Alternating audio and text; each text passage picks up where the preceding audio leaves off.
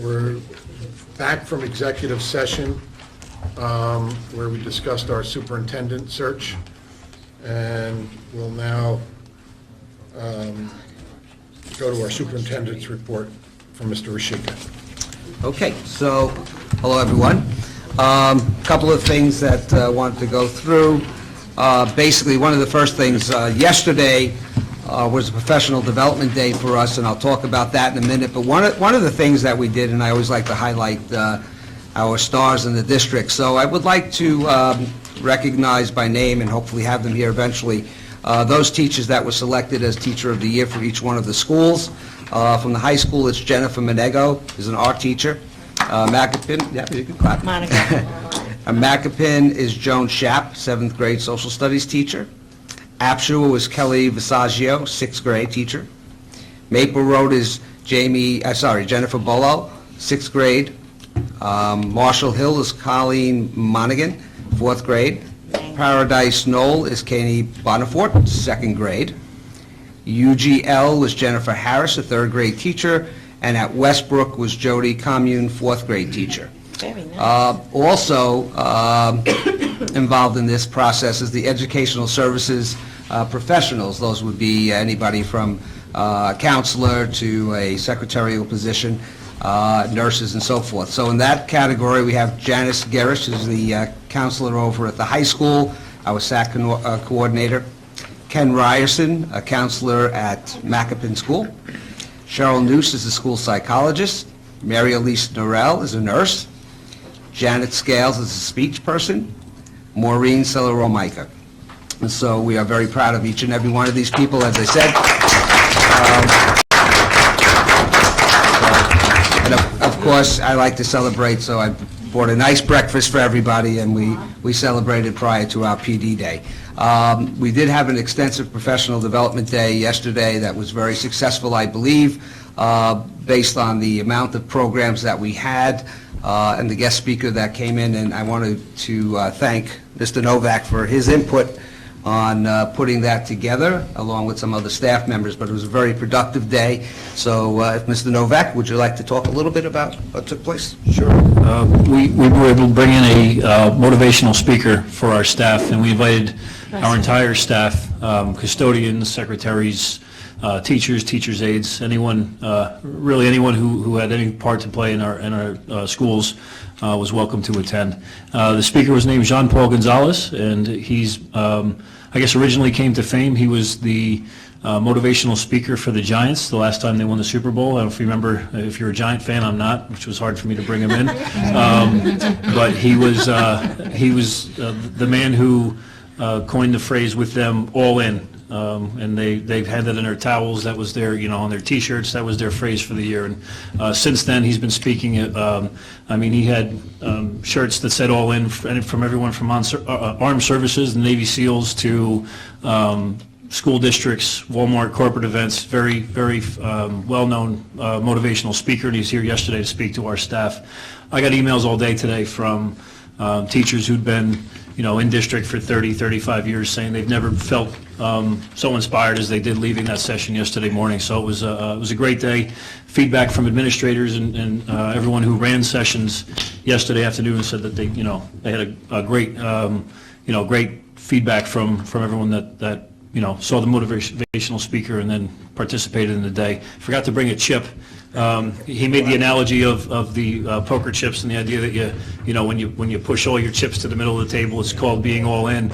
And we had chips made, and I'll have them for the board at the next meeting. I'm sorry I don't have them tonight.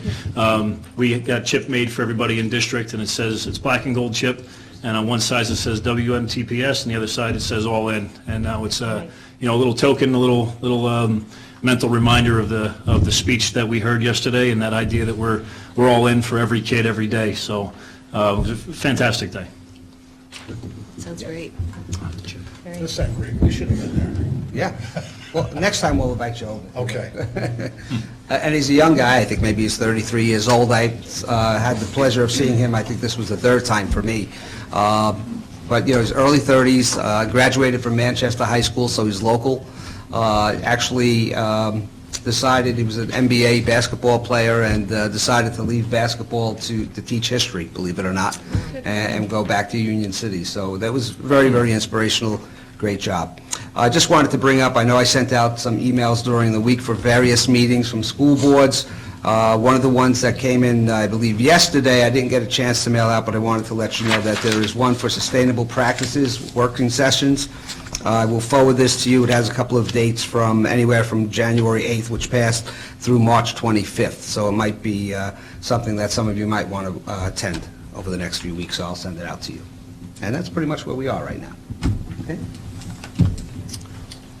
Okay, we have education report, and I guess you gave it, Dan, with your motivational speaker, or?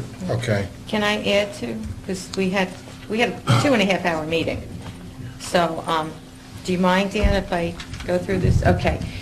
We talked about the West Milford High School athletic mission statement, and Mr. Novak assured us that we would have that in front of us at our February meeting. We talked about investigating the possibility of adding coding classes at the high school, and Mr. Novak let us know that for a course to be successful, it takes 3 years to develop it. The CTE grant was recommended, and it's to be submitted by the superintendent. That's a technology grant of $100,000. We also talked about the discussion of raising the failing grade to 65. And the reason for that is that we really have to look at ways to attract families back into the district. And we truly believe that one of the ways is by raising our standards. We do have very high standards, but in some areas we need to be a little bit more aggressive. We talked about honors, AP enrollment, and course offerings, and I gave Mr. Novak a list of questions that the committee would like to have answered, and the reason for that is so that we can talk to our realtors in town and encourage people by them looking at this to say, look at what they're offering in AP, look at what they're offering in honors. This is a district I want to be a part of. And we need to really get out there educationally with our real estate agents and let them know the good things that are going on in the school. We also talked about the possibility, investigating the Odyssey of the Mind, which is a program that it used to be called Olympics of the Mind, but now it's Odyssey of the Mind. And we did have that program several years ago that started in the elementary school as Learning Unlimited and then moved up. And what it is, I sent all the board members email a copy of this. And if you look on the left, there's a menu, and on the menu, it will tell you more about the program. And it's a program that involves all students of all levels, not just honors, it involves everybody. So if you have a special needs student who has a particular talent in building things or drawing, it's a perfect place for him to work alongside the honors kid, the AP kid, the C-level kid. So that's just a thought. I asked Mr. Novak about the park testing, and I thought we would have an analysis, a chart that shows the comparison of how our kids did in each grade level with the state. I went onto our website, and that was not there. The only thing that I saw was a summary of what the state sent out about the park, how to prepare for it, and a redacted test from Colorado. I really don't think that's enough. I think the community needs to see that comparison, and people have to know that we are doing well. How well? Saying we're doing well is not enough. We have to, the committee would like to see that chart if it's possible. Okay. And it wasn't on the website. Yeah. It wasn't on the Okay, website. that is something we can put together, and to be fair to our district, we would have to compare to other districts in the same Right. district factor group. So that is something we can work on, I think, pretty quickly. Okay, I understand that. All Also, we talked about the possibility maybe, there was a concern about kids going to PCTI. And the question was, what do they have that we don't have? Obviously, they have a lot more money, but, you know, maybe we should, the committee thought maybe we should look into bringing back that half-day vocational, half-day academic setting, and look into getting a cooperative teacher to put that all together. And Mr. Novak said we have nobody right now that's certified. Yeah. So I think maybe that's something that the committee thought it might be a good thing. We also talked about clusters at the middle school. And we're wondering how being labeled in a cluster affects those students. And the question is, if a student is in a particular cluster, is that child going to be pigeonholed and not be able to move beyond what he does in that cluster, or what that cluster is labeled as? Okay, and, yeah, I think that's it. Thank you. Is that done? So, thank you. Thank you, Terry. Thank you. Special reports and correspondence. Barbara? Yes, thank you. Just a reminder to board members, the minutes from the December 15th meeting will be available next week at the regular board meeting. And I'd like to introduce Mr. Ferrioli and Mr. Ferry, who will now present the audit to the board from June 30th, 2015. Good evening. I see a bunch of new faces once again. I'm Chuck Ferrioli, he's my partner, Tom Ferry. We conduct the audit, and we're usually here every December, and which is a good 20 degrees warmer than it is tonight. So I think this year we're going to keep it on that December track. If you've ever heard our spiel, I'm the good cop, he's the bad cop. But tonight, I'm going to let him be both the good cop and the bad cop, because he has some really good news to give you. I want to talk about, the other area I usually talk about is bonding. And I want to congratulate the board on a very successful referendum. I don't think I've ever seen a vote that was 90% for and 10% against.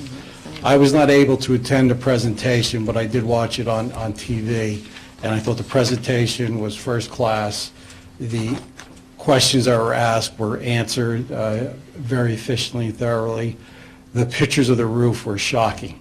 I mean, we weren't talking a couple holes, you were talking canyons. I mean, there were some major holes. Presentations from the board, from the council that was there, I all think you did a very good job to convince the public that that's the right way to go. Now, the next step is you'll be in the process of getting quotes together for going out for bids, and then you will sell bonds. Part of the bonds has to do with a credit rating. As it turns out, the township is selling bonds tomorrow, and they're selling on the library and a lot of road work. The town credit rating has been upgraded once again, and what that's important to you, because when you go for your credit rating, they will look to see what's going on here, but more importantly, they look through the board's credit rating to the town's strength. So the fact that the town has upgraded is going to help your credit rating when you go. And the fact that you have 2 years of very strong excess surplus is really going to help you, and we should get a very favorable rate. That being said, who knows what's going on in the stock market? Although, from what I've seen, the craziness in the stock market has been positive for interest rates, meaning rates have been going lower. Will there be another rate increase by the Federal Reserve between now and your sale? Possibly. That's not going to help us, but the strong credit rating will. So the town right now is a AA plus. We are one notch away from a AAA. Now, if you don't do this every day, it probably doesn't mean that much to you, but we have a higher credit rating than the state of New Jersey and the federal government. And when their credit rating is decreasing, ours is increasing. The last time I looked in New Jersey, and this was a while ago, there was only 5 AAAs. I'm willing to say at this point, maybe there's 20, 25. So if West Milford could move into a AAA, which is going to be difficult for a town that is 100% Highlands and our growth is restricted, but if we can move up there, That would save us going forward 1/4 to 1/2 percentage point per year on many millions of bonds that the town has outstanding at all time. So congratulations. I look forward to the sale tomorrow. I also feel you're going to get a very good credit rating when it's your turn, and we will probably not move forward until the bids come in and you guys decide you want to accept it. So you're still a couple months out. Tom will make his presentation, and then after that, we'll gladly answer any questions you have. Thank you. Thanks, Chuck. In your packets, you should have received 2 reports. One is the CAFR report, which is the Comprehensive Annual Financial Statement. That's the larger document. The other is the management report. So what I'll do is I'll go over the one exhibit I think all board members should be looking at. It's the one I would be looking at if I was on that side of the table. It's a very complicated document. It has 3 fund balances. One under the budgetary basis of accounting, one under government accounting, and one under generally accepted accounting standards. This year we had a big shakeup with a GASB 68, which was for pension accruals.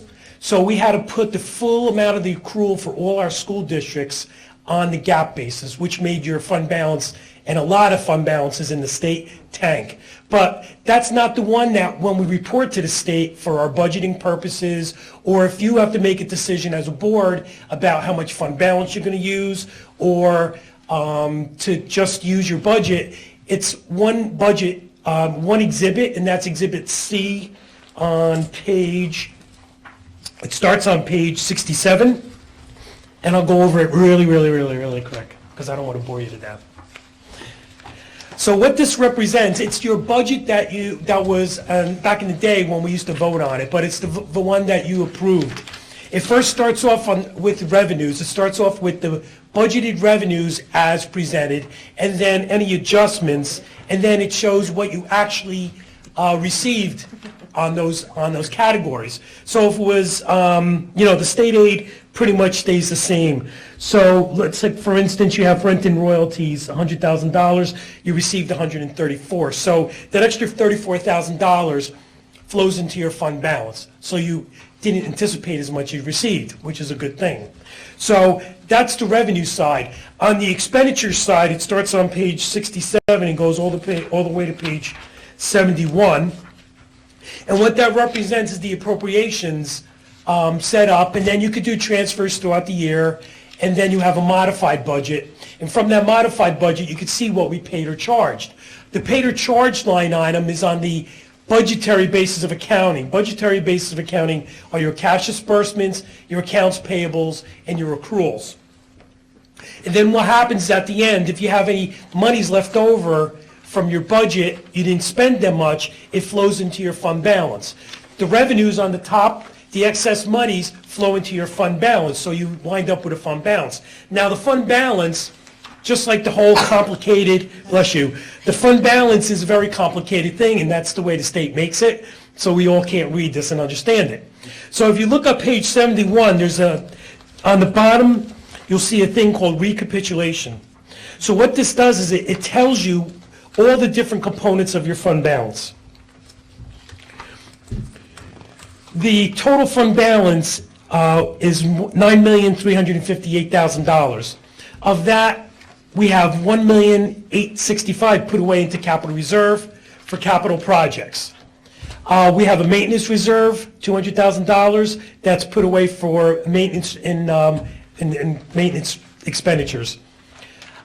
We have excess surplus, which was generated from this year's numbers, $2,957,000. I'll talk about that a little later. Excess surplus designated. What that was monies from the previous audit report that had to be at a minimum put into this year's budget to anticipate fund balance, which lowers the amount of the tax levy. So that was $2,006,000. Then you have year-end encumbrances, $360,000. We have some excess other monies that we designated right from fund balance. That wasn't part of excess surplus, $493,000. And this year, we had some ARA semi-monies that the state required us to put into reserve. That was $25,000. And what you're left with is your 2% number. This is the 2% minimum amount the state allows you to keep, which is $1,449,000. So if you're going to ever talk about what your fund balance is of the $9 million, it's really $1,449,000. That's your 2% number. That's free surplus, which if you have any major expenditures that were anticipated, you can use that money. That's Exhibit C1. That, in essence, this schedule right here pretty much tells you what the school district did this year. It's only a couple pages, but that basically is it. We have a special revenue fund. As you know, that's just all your state aid and your federal aid for IDEA, Chapter 1, Chapter 2, but you know that money's restricted, so you can only spend it a certain way. The other monies are trust monies. Trust monies are student activities, payroll agency, but in trust for something, so you really can't do much with that. The only other thing is, that's under your control, is the cafeteria account. And that is on exhibit, and this is the last one I'm going to show you, by the way, is exhibit G1, which is on page 85. 85 is the balance sheet. Included in that, in the included in the enterprise fund is your school-age child care program, which is the enterprise fund. And the cafeteria fund, I like to think of it as like a deli. It should pay for itself. You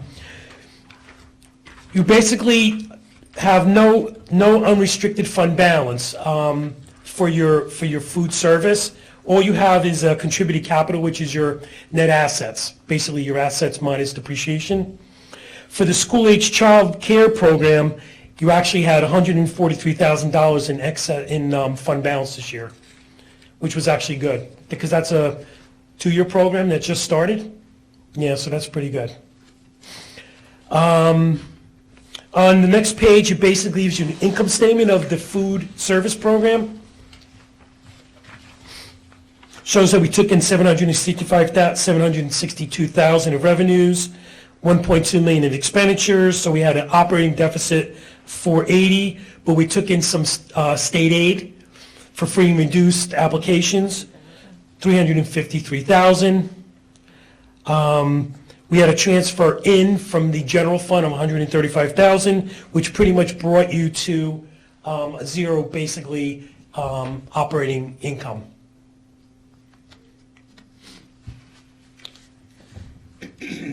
So you're saying the food service is not losing money for us?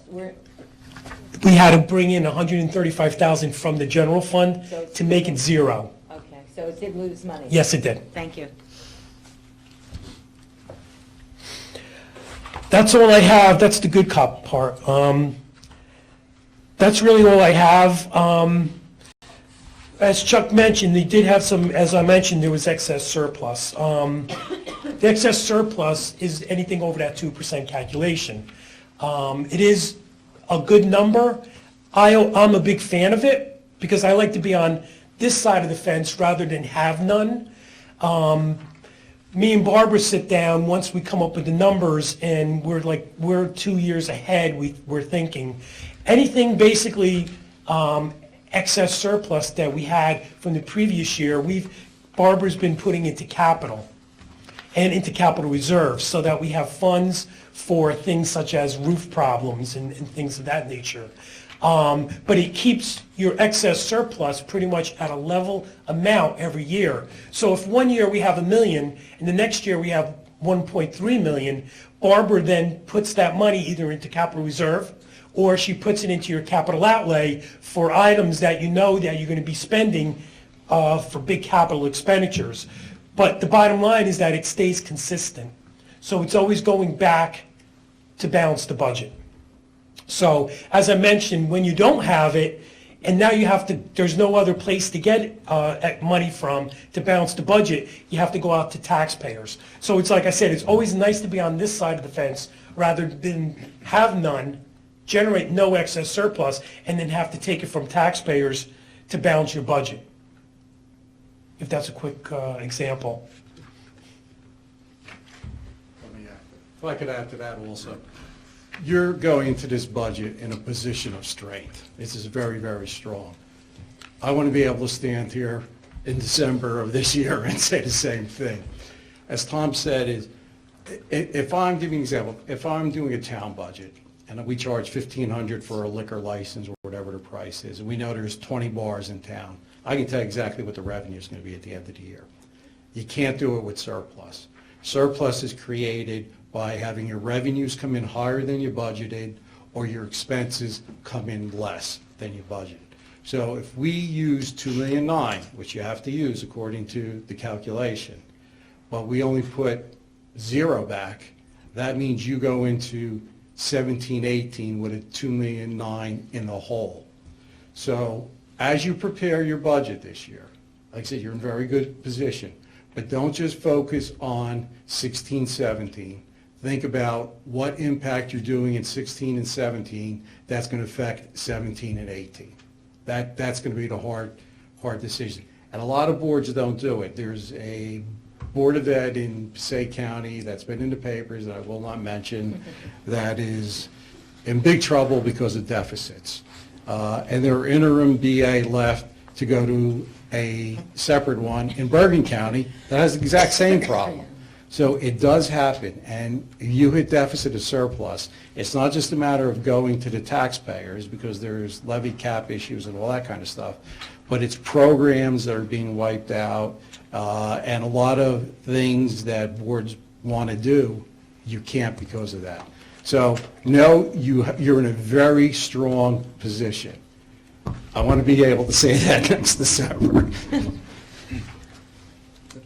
Got a quick question for you. Am I able to go and look at other districts and see how much they have in capital reserve and compare that number to what we have?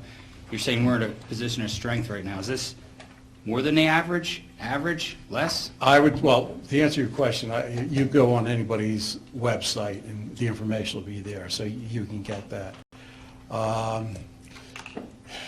It depends on the size of the district and... Understood. I know the operating budgets vary, but I was just saying off the top of your head, you guys deal with these numbers all the time. It's 1.8 million an average. Yeah, I do Mount Olive, and they're very comparable to you. They have a little more students, one less elementary school, by about the same. They have a little more students, but they're actually a little higher than you. They're just slightly ahead. Okay. Same capital reserve, a little ahead, but very compatible. So actually, if you write this down, you can go on to the New Jersey, and you can Google it. I don't know what off the top of my head. New Jersey DOE space CAFRA. And what that does is it brings you to a website, to the DOE website, and you can go and you click on the year, 2015. You click on 2015, and it brings up a drop-down box, and you can go through counties, click on a county, and opens up all the schools in that county, and then you click on their CAFRA, and you can compare this audit report with any other audit report because they're standardized. So I could go right to page 71 or thereabouts and look for Yes. this capital reserve number. Absolutely. Look at their total budget and how much they have in capital reserve, and now I can come up with an Yep, average. absolutely. Yep. number. You look at that recapitulation sheet, pretty much, like you said, it's going to be around 70s or whatever, depending on what they have. But yes, click on and just go, download it, it's PDF, and you just scroll through and compare it. Thank you very much. Yes, sir. I'm looking at our capital reserve at $1,865,000, and that's including, we had transferred in $200,000 in June. You're right, but it doesn't take into account the money we took out for the 15-16 budget. Okay, that's, all right. And that money went into capital maintenance reserve, not capital reserve, right? Went to capital reserve, didn't go into maintenance reserve.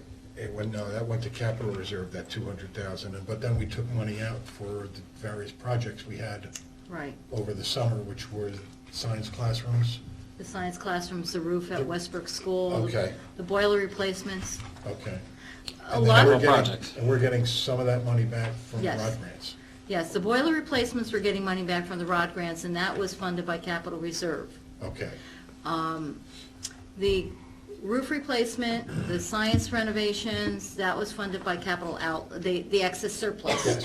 That's funded by excess surplus. So we've been using the excess surplus that's generated to do capital projects so it doesn't affect the general fund and your programs. So we were, when we transferred that 200,000 back in June, we were figuring that we would have about $1 million. About $1 million. And we took about 850,000 out Out for the as of various July 1. projects over. So you over could this- reduce over- that amount by $850,000. Okay. Okay. Now, the money that we get back in the ROD grants, that's going to go, can we put that Back back? to capital? In the capital No, reserve, or that because- has to come to general fund? The money that comes back from the ROD grants goes right into the budget, because when you're budgeting, you're taking out, you're only budgeting our portion, the 60% that we have to pay. So in order to complete the project, we have to get the 40% back from the state so we can make the payments. Okay. Okay. So we're not budgeting, we're not taking 100% of the money out We're just initially. taking out our percentage. We're just taking out our 60%. Okay.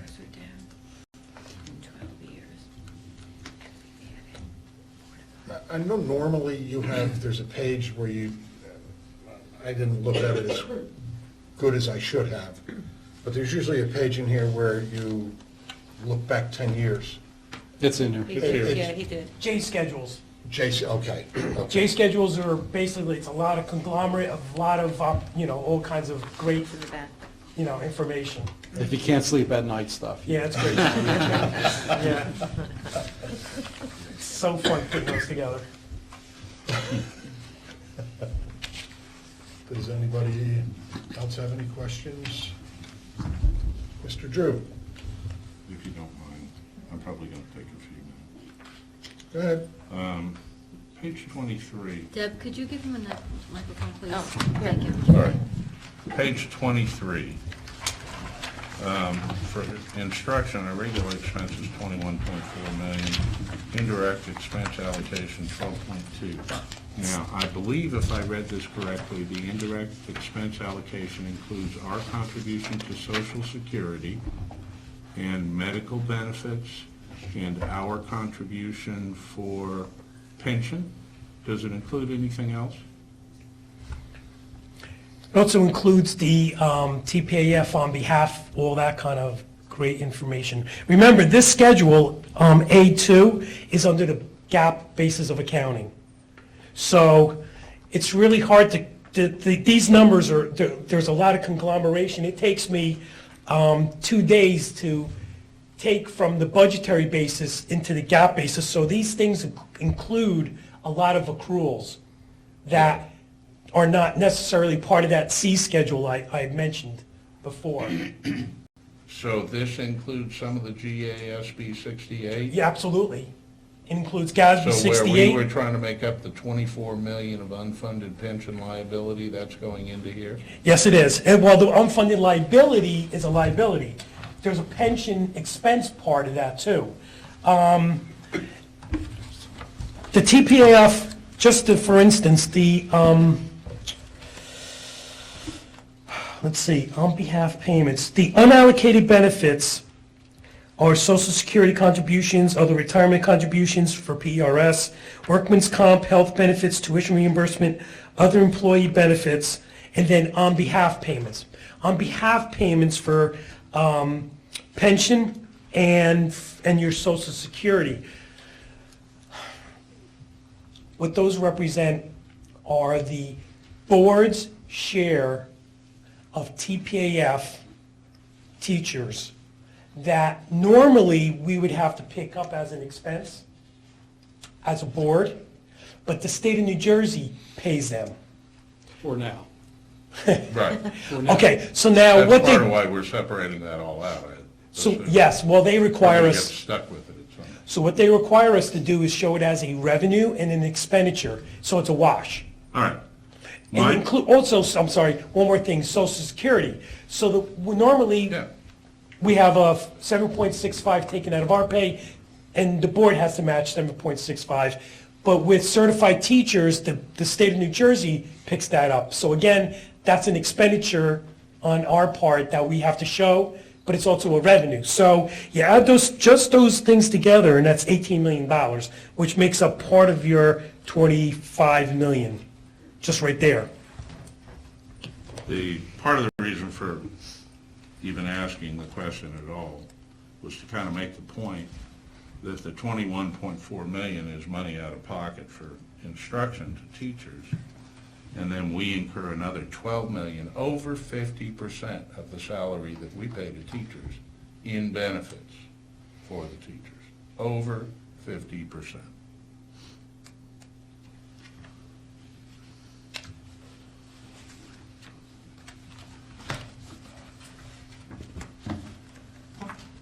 If you don't mind, I'm sorry.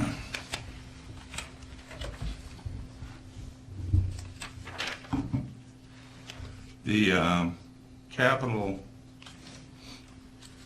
reserve account, is that restricted money? Yes. Can only be spent on capital. Capital reserve, yeah. All right. Usually things that are tied to ROD grants or capital projects that have DOE approval. On C1, these unfunded amounts, this was all the GASB 68, the unfunded pension liability? No. Steve, The, what page you on? Page 67. Okay. Here. Here. No, those are the ones I was just discussing, the unbudgeted, that's the TPAF reimbursement, that's the TPAF amount that the state's making us required to be shown, because there's an offsetting expenditure for the same dollar amounts on the expenditure side, as unbudgeted also. So you have an unbudgeted Okay. revenue, and you have an unbudgeted expenditure for the same dollar amount, so they're a wash. But the state requires us to show them. They like to pat themselves on the back and say, oh, look how much you could have expended, but we're paying it for you.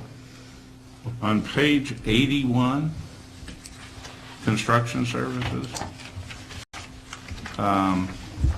we spent 3.8 mil, or about 3.9. Could you just real briefly tell me which projects those were again? That was a boiler? 2 roofs, 2 boilers, what else? No, No, It's- the two, it says new doors, windows, UVs, generator, these are security old system. projects. And we spent that all in 2015? No, current year is showing 24,000. If you see, there's a prior period column on the left, and a current year column in the middle, and then a total column. This is just money that was left from prior projects that were done, that Okay. we absorbed that money into the surplus, right? Into Well, the it goes to your reserve account. assets, right? Into the reserve account. Thank you. What projects did we do? That was what I was really, and what were there? With all this money, this was prior, No, not this money. Last year, in last year's budget. in last year's budget, in the 14-15 school year, we did Marshall Hill's roof and the high school boiler. How much was the roof? $880-something thousand. The high school boiler was 400, Just like under a 6 million? boilers. oh, under a million. It was like six boilers, there was a bunch of them in. No, that's Series. 6 boilers are, we Oh, have that's 4. Mega, I'm thinking that's Yeah, Mega. the high school, we did the domestic hot water. Yeah. We took it out of the boiler and we put, there's 4 boilers in the And the we boiler. got ROD grants back for some or all of that? We got ROD grant back for the boiler replacements. So in the last year, we did the high school boiler, and we had a ROD grant for that. And this year, we had the ROD grant for the PK and Westbrook. Okay. Okay? But the roof So, roof replacements were 100% funded by capital outlay. by our excess surplus. Right. But we still spent money. It was a Oh. construction expense, that's what I'm Oh, trying to... yes, absolutely. And those were in last year's budget? Marshall Hill was in the 14-15 year, which is, this is the synopsis of that. And 15-16 is the current year budget that we're working with, so that's not completed yet. And we did Westbrook roof in this current year, the science classroom renovations the current year, and the 2 boiler replacements for the elementary school PK in Westbrook. That's all in the current year's budget that we're still in, But the 14-15 budget, right? we did Westbrook roof, is No. that right? Which We roof? did Marshall Hill roof Marshall Hill roof. and the okay. high school boiler. All right, and which did we take out of capital outlay and do? None of those? The Marshall Hill roof. Okay, all right, thank you. No. Capital reserve was the boiler. Capital outlay, which is funded by excess surplus, was the roof. Okay. I got 3 more that I have questions about. And thank you for indulging me. That's why I like it electronically.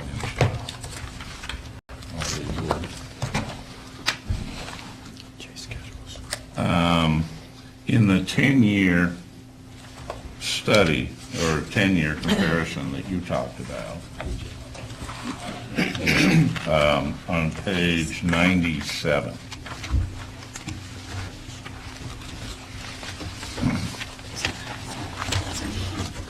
there were a whole bunch of these that went up by a lot. Regular instruction, fully allocated, went from 30 mil to 33, or up 12%. Special education went from 9.8 to 10.8 mil, or 10.6%. Some of these went up a lot. At the end of the day, total district expenses went from 75 mil to 83 mil, which is about 10% in 1 year. And I'm sort of trying to figure out why so much.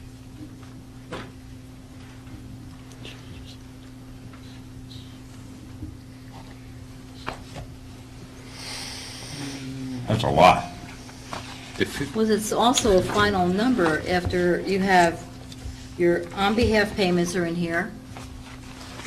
So there's almost $6 million right there. I don't know what to say about, we have additional monies now for SAC, because our SAC program is running better. These are revenues. You can see the SAC program is actually, Unrestricted grants. has less because, Restricted state aid. I don't know. I don't know what to tell you, Steve. Mr. Okay. Drew? If you look on this next page, you'll see, and I don't know what caused it, but the unrestricted grants and contributions increased from 21 million to 28 million. The last thing. And again, these are on the accrual basis, too. Yeah, I those are I don't know fully what you're allocated. trying to, I don't know what you're trying accrual. to ascertain, because, you know, you have, That's good You have to a know that the breakdown. on behalf was 6 million of that. Yeah. That is sort of meaningful. Okay. One other.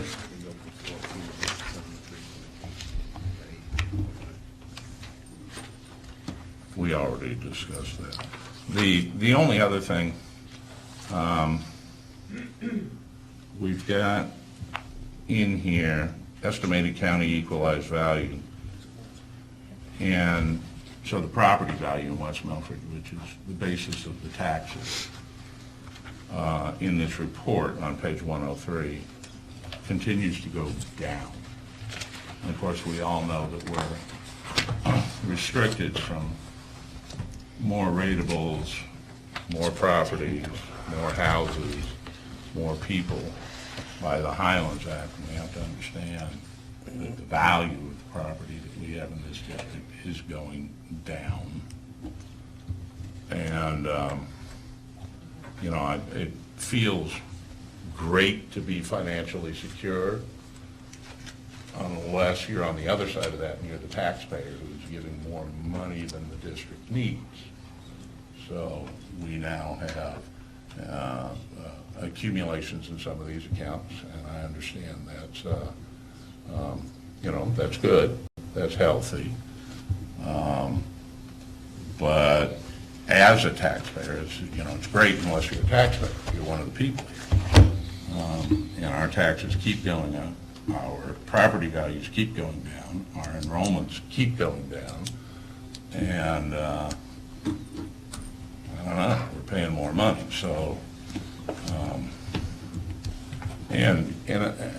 the problem with that is when I talk to my neighbors and other people in West Milford who are really feeling this pinch.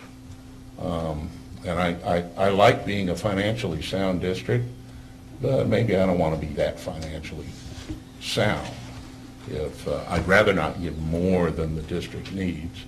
I know there are cases where we are forcing people out of West Milford purely because of the taxes. In Passaic County, we pay the highest percentage of income in property taxes of any county in the entire United States.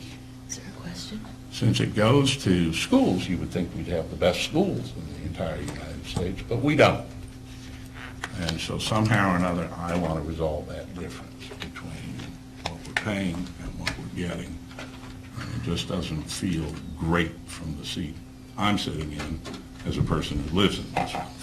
So my comments are done.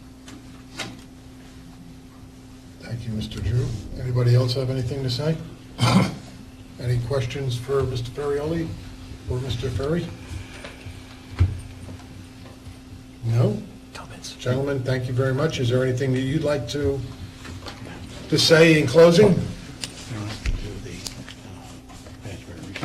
One second. Okay.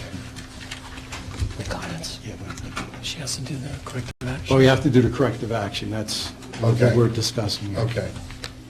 So that is the comments and recommendations on the smaller management report.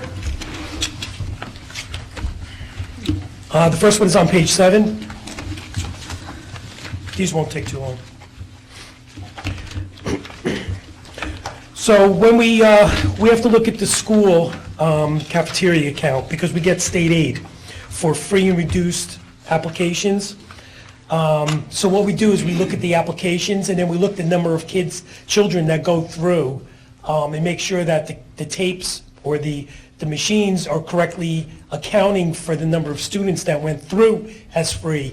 And every time they go through, we get some state aid. So I now become a federal and state auditor because now I got to comply with their standards. So out of all those applications that we have for free and reduced, we found 3 cases where students were classified as reduced but should have been free. So what that does is it triggers a calculation we have to do. So we have an overstatement on one end and an understatement on the other. So we had, in total dollars, it's $216 that were understated. So of all those applications, we only found 3 of the sample we had. I've got 4 comments for the ASSA report. That's the application for state aid. We found some deviations with those. Now, the application for the state aid, the ASSA report, was started more than 10 years ago. And supposedly it was going to base the revenue that you receive from the state based upon the number of children you have. So every October 15th or then around 14th, 13th, we've got to take a snapshot. And it's an unfunded mandate. It takes an enormous amount of time, especially in West Milford or a district this size. It takes away from Barbara's time, it takes away from a lot of people's time to put these numbers together. And then it takes my time to audit them. I'm required to audit them. Bottom line is it means nothing. it means absolutely nothing at this point. Our state aid has been flat for the last 15 years. Hasn't, or they don't use this application whatsoever for anything. It's just a large waste of our time and Barbara's time to put these things together. As of October, we did have some issues with some of Barbara's personnel, which I know pulled her away when she had to do this. So that was some of the problems, why the numbers were exactly correct. We also had some extra work we had to do as auditors, because we keep getting stuff thrown at us too. Normally what we like to do is come in around November of the current year and audit them in advance. We weren't able to do it this year, to try and find some of the errors that were recorded. But we did get in this year. Right, Barbara? We did get in? Yeah. So you shouldn't see these comments or recommendations again next year. So again, those are ASSA comments and the DRTRS, the District Transportation Report numbers. And again, they mean nothing. They actually mean nothing financially to you. But we're mandated to put it in if we find it. So our audit, we give an opinion that there's no material misstatements. Now, materiality is a big number, but we've got to put this little junk in for $260, basically because we're doing the Department of Ed's work. So it's not material, it's not important, it will be corrected, and it will not be there next year. At the end of the day, I'd say we did great at that. That's very, very few exceptions. Good job. That's all I got. Barbara, you're going to be doing your corrective action plan, I guess, next meeting, or? Actually, it's on tonight's on for agenda tonight? for special action, yes. So basically what's going to happen is she'll go over corrective action. She's required to do it. We have to mail it down to the state with all kinds of good stuff. But that's really all we have. Thank you. Is there anything we can do to get these earlier in the year? Shoot Gatsby. Well, Let's start with that. I mean, the audits the GASB numbers came out about 3 weeks before the audit reports were due. And the GASB change was phenomenal. As auditors, we book stuff on historical value. So you spend $100, we have to write down $100. $100 of income comes in, we come in for $100. Now we have this GASB, Government Accounting Standard Board, and this is countrywide, so it's not just New Jersey that this happened. By the way, you need to book this small little liability, about $20 million. Excuse me? That's number one. Number two, it's not an exact dollar amount. It's based on an actuary, which is crystal ball looking, hoping that if this happens, this is what the number is going to be. Number three, it's based on 2014, now not 2015. So, we would love to get these audits out sooner, but that just killed everybody this year. Those guys are all accountants. And bean counters. I mean, recognizing the liability is a smart thing. And frankly, your PERS liability doesn't bother me because that's something that'll be funded in the next 30, 40, 50 years. So that's the elephant. We take little bites out of it. And New Jersey, as bad as you hear about our pension problem, there are other states that are in much worse shape than we are. Like Pennsylvania, where each town or city funds their own pension. So there are some real problems, at least for statewide. But the teachers' portion of the pension is greatly underfunded. And the push that we're seeing is to start taking those, when Kane was governor, he was the education governor, so it came up with a minimum starting salary, and Social Security and pension went down to Trenton. Well, now that they're choking on it, they want to throw it back to us. The number, I believe according to the report, if you were to fund the teacher's pension, just the yearly piece, this year, it would have been $11 million appropriation. So, kiss that excess surplus goodbye. Yeah, so this is important, and you're going to be hearing about this countrywide. And I'm sure Social Security and Medicare have the same problem, but they can print money where, we can't. Thank you. You're welcome. So the problem is that the GASBs aren't final until the end of the calendar Well, we were here in year. July. We were here auditing in July, and your CAFRA, I had 90% of it done. It was sitting on my desk, creating, getting dust.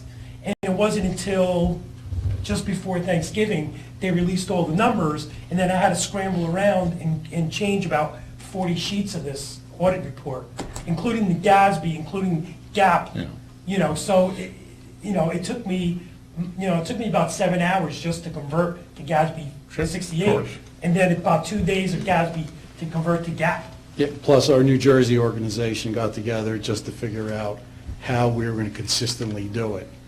So the notes you see here in this report, no matter what district you go to, you're going to see the same type notes, because we're like, well, you throw this at us, we had 3 weeks, I mean, this was a major undertaking. Thank you. Good night, all. You're welcome. Good night. I usually say Merry Thank you. Christmas, but, Happy New Year. Happy New Year.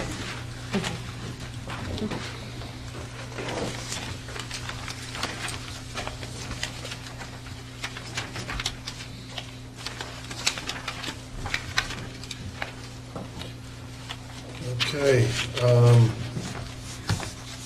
That concludes special reports and correspondence.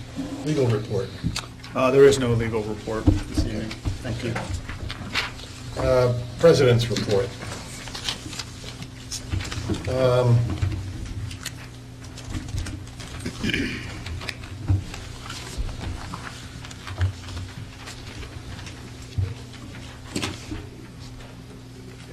Taking over as school board president,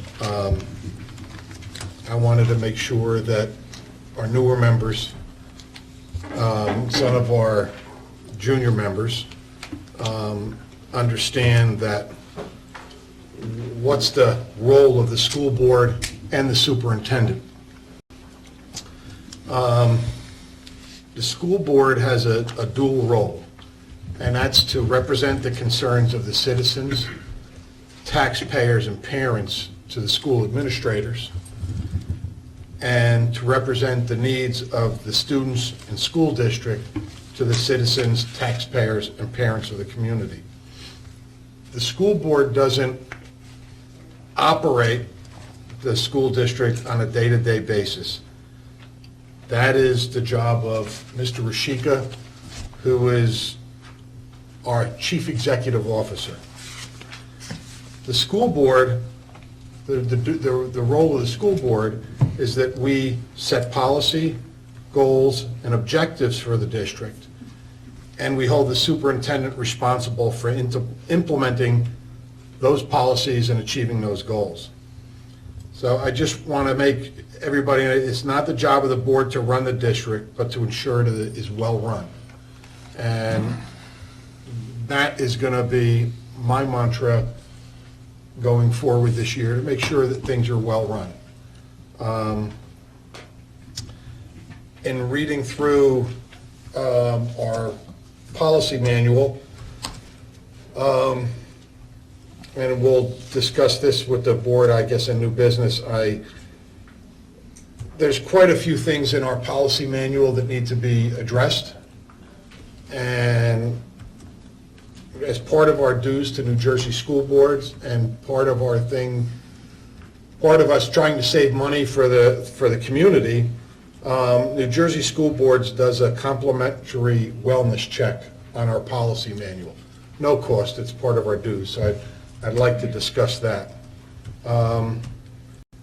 I would also like to let the board know, because I didn't see the email go out, May 3rd, if you can mark that in your calendars. It's a Tuesday, 6:30 p.m. We're going to have our board goals meeting for next year. So please mark that, and I guess, Barbara, that'll be in the board office that we'll have that meeting. What time is that going to be? 6:30. That's going to be, Robin Meehan from New Jersey School Boards will be here. She's our field service representative, and she'll facilitate that meeting for us. so that we can set our goals for next year, and we can get an action plan together, or the superintendent can, whether it's Tony or the new guy, and we can hit the ground running come September 1st. And that'll serve a dual purpose. Part of our responsibility is evaluating the our chief school administrator. That'll give us about 10 months' worth of time that we can evaluate him, see that he's put an action plan in place, reviewed it several times with the board, so that we can be on top of things and better informed. And I think the last thing that I want to say is I'm not going to say how young she is, but I want to wish happy birthday to Ms. Schultz, that she missed our committee meetings last week because she was celebrating her birthday, so, With my family. with her family, yep. Happy birthday. So, happy birthday. I Thank you. think she said she was 29, right? Again. Again. And that concludes my president's report. I do have a question on the action plans currently. I have them just about completed. I fell about a week behind because of certain reasons. But the question I have is, would you like me to email them to everyone on Friday, or would you just want to have the hard copies on Tuesday? You want to see them beforehand? I would I like think to it would be see a it good idea. beforehand. You see it beforehand, and if there's any modifications, we can discuss it on the 26th. Okay, Okay? sounds good. Thank you. Thank you, Tony. I guess we're going to move on to petitions and requests. Petitioners have requested to speak prior to the meeting will be first with 5 minutes for each petitioner for a period of 30 minutes, and then time permitting, other petitions and requests limited to 5 minutes per petitioner will be allowed until the 30-minute period transpires. Petitioners speaking during petitions and requests are asked to address topics listed for special action in the agenda. All speakers are asked to give their full name, spell their last name, provide their address. Speakers may not use the names of students during petitions and requests. Do we have anybody who would like to speak? Seeing none, I'd like to move to close petitions and requests. Second. Voice vote? Aye. Aye. Any opposed? None opposed? Okay, who would like to make a motion to adopt the agenda as presented? I'd like to make a motion to adopt the agenda as presented this evening. Second? One second, thank you. I'd like to point out a change on page 9 on the education, number 3. The West Milford High School, it reads, indoor color guard should actually be Model Congress on number 3 of page 9. It's Model Congress. New Jersey Model Congress. That's what I have. You have it on there? Because it's penned in here with the change. Okay. Oh, yeah. Oh, yeah. Never mind, up above. It says underneath there. Yeah. Underneath, yeah. Oh. Okay. Do you have anything else? Is there anything else? a correction like that? It was administrative, it's not Mr. material, it's all right. Under number, 18, I'm listed as chairperson, it just could be. Number 18. What page? Oh, on page 7, under Budget and Finance, Yeah. it's got Mr. Huber as chairperson. That should be Mr. Drew. Well, shoot, I wanted to complain to you. I don't want it, it's one of yours. I'm in the middle of this already? Jeez. Gentlemen, please. Yeah, that's workshop, we'll fix that for next week.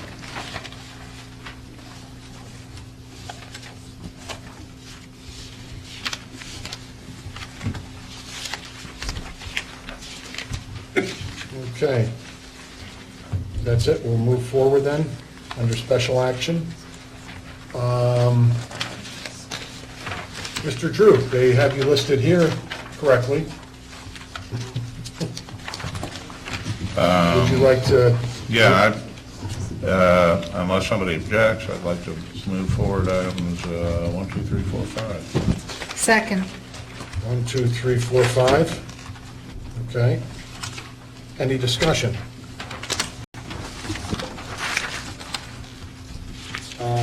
Just would like a little bit more explanation on finding number 4. Just flesh it out a little bit on what the problem was. Because that has to do with the school lunches. Now, this is under, That's on page It's on the 5. corrective action plan. Talking about under Yes, one. on corrective action. Corrective It's, action. Number 2 on It's page. it has to do with the applications for free and reduced lunches. That's okay. 3 were, that's what Mr. Ferry highlighted, 3 were classified as reduced when they should have been classified as free. And 7 were counted after the deadline. From what I can tell, looking at other districts, we come through this very clean in terms of things that auditors might look at or question, or Barbara does an excellent job putting things together. On number 5, the nature of the services. What's the- Number 5. Under, is this under budget finance for the bond? Yeah. I'm sure you guys have discussed it They have before to, now, but. right. Once the referendum is approved, there's financial services that have to be provided for the bond ratings and for preparation of the sale. So that's their fee. And Rogert McCarthy, Steve Rogert is our bond counsel, and he also has to do things in preparation for the bond sale, and that's his fee for those things. Barbara, I have a question with regards to our corrective action plan. The second administrative assistant has been designated to assist with the certifications and the application reviews. Is there any confidential information that those people might see? No, it's student applications Okay. and. I'm just Yeah, asking, that's all. Okay. no. I mean, it's all confidential, but there's no confidentiality as far as personnel goes. As It's what they're all seeing, students. okay. Any other questions? Just point of clarification, you said items 1 through 5, right? Right. Okay, thank you. Any other questions? Roll call vote, please. Mr. Huber, Yes. Mr. Drew, Yes. Mr. Dever, Yes? Mrs. Schultz, yes. Ms. O'Brien, Yes. Mr. Bailey. Yes. Mrs. Dwyer, Yes. Mr. Foodie. Yes. I would like to move item number 6, Second. purchasing snow removal system for the buses. Any discussion? I looked at this online. It looks like something our people could build themselves. It does not look like a very complicated mechanism. I would be concerned about the liability issue if we were building it ourselves. But,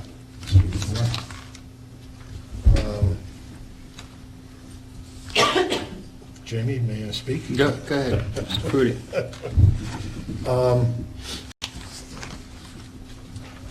I don't know if, I mean, we hadn't voted on this, or not they voted, but discussed it and talked about bringing this to the board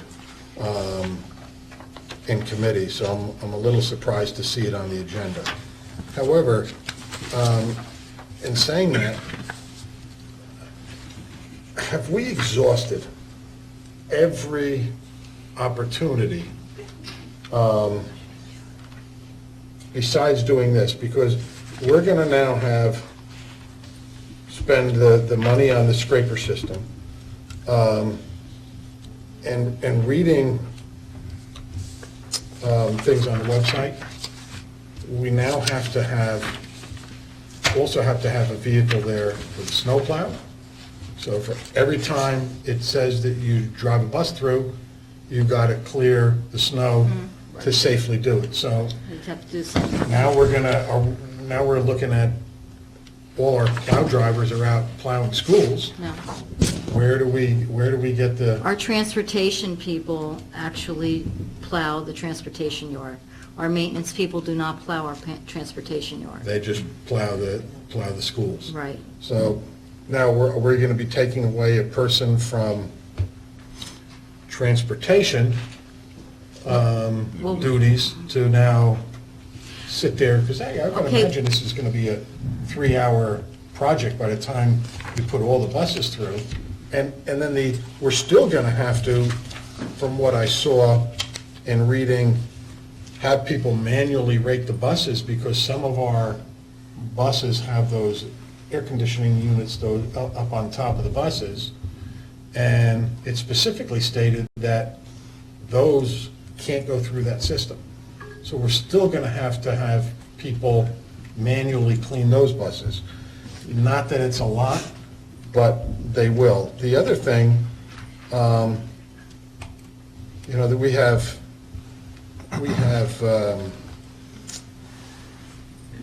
landscapers that I'm sure are out of work. We have, and I don't believe we've exhausted all our resources to see if we can get other people besides the people that are driving the bus. I mean, there's something in my head that I came up when I saw this that would probably cost a lot less than the 27,000, and we could do it, and I'll discuss that with you at a later date, Barbara, but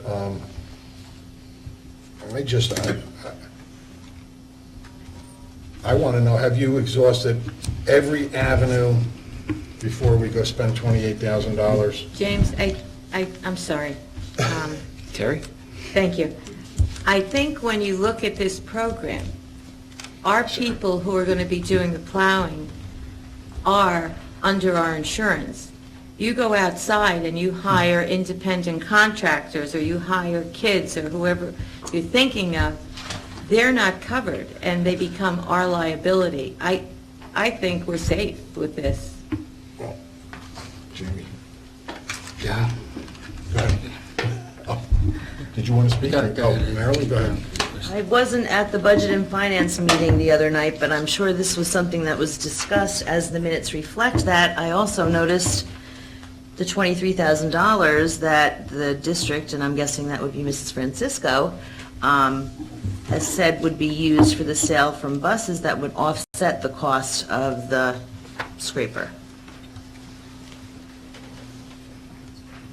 which I think is very savvy of Mrs. Francisco. Mr. DeVore? Yeah, I just want to say, Barbara, if you just briefly go over the benefits of having the scraper system.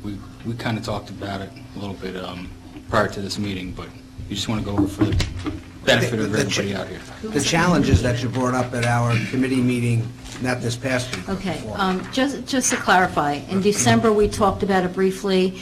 The committee asked me to go back and get some more information about some references. I did get that information. I also was able to find the video, the website that had the video on it. Just to take a step back, about 3 years ago, a company came to me that had a brush, a big roller brush, and tried to sell me that, and it was well over $30,000. So it was basically the same concept, but it was using a big brush instead. The reason why it's appearing on the agenda is, after we discussed it at committee, the committee, I thought, I heard, asked me to put it on the agenda so the entire board could discuss it, because while it sounded like a good idea, they weren't 100% sure that they wanted to put it before the entire board. Just a little bit of background about how we clear the buses now. We have a snow crew. People sign up for it. Our drivers. This is the first year we only have 5 people that signed up. When there's snow, if the superintendent decides that he's going to have a delayed opening, those buses need to be cleared before the buses go out on the road. They come in at 3 a.m. to get the buses on the road. Our first buses leave the depot at 5:45 on a normal day. So with a 90-minute delay, they're leaving, 7:15. The buses have to be cleared, so that means if they're coming in at 3 a.m., they've already been working for 4.5 hours. Then they have to get on the bus and drive.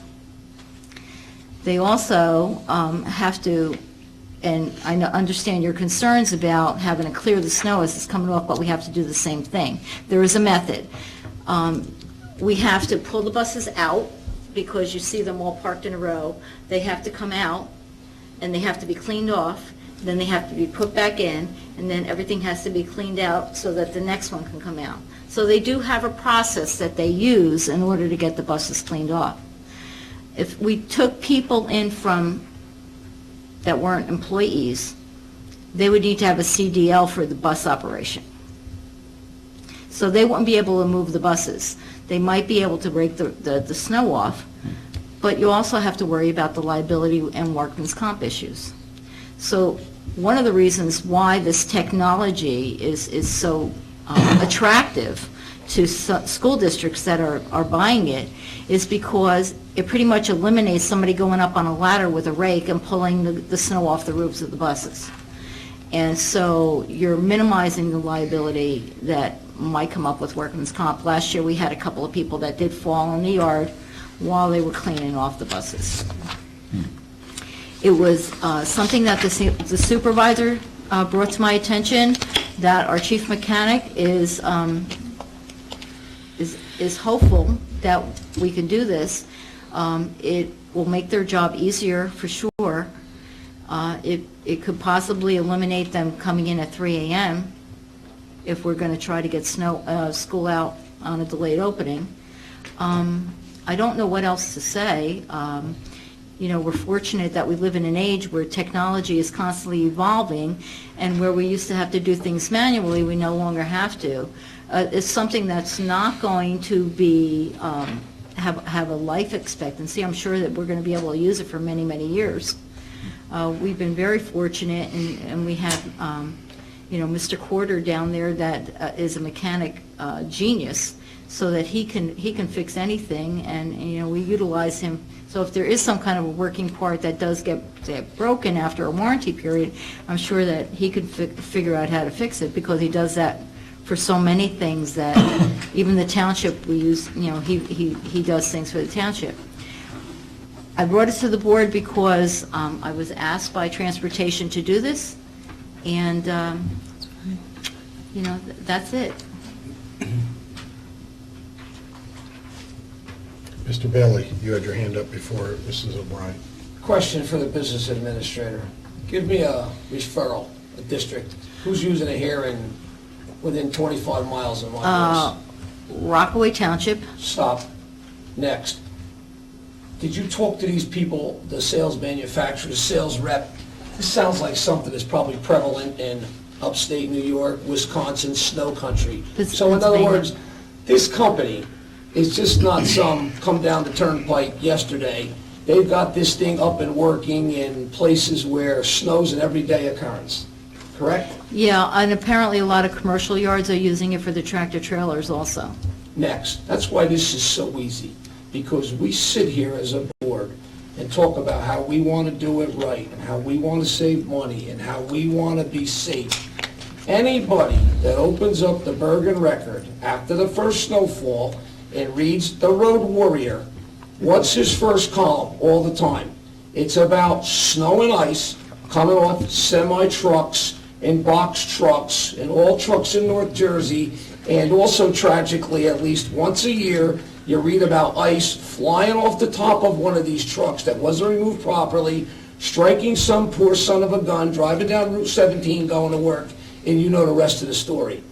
So we sit here as a board, and we talk about things and carry on as though we're experts on snow removal for a massive bus fleet, not the least of which is nobody in this room except a few of us have ever been up at 3 o'clock in the morning in a windy, foreboding environment, breaking their backside as dedicated employees of the town to get the buses clear for what quite possibly won't even be an opening anyway. because West Milford is 89 square miles of wintertime fun when the snow comes, and all we're doing, we watch every penny, and it seems like a lot of money. But for what it costs to run that bus system on a day-in, day-out basis, if the rank and file people that are on the ground running our transportation department think this is a good idea, I'm in, and I'm voting yes.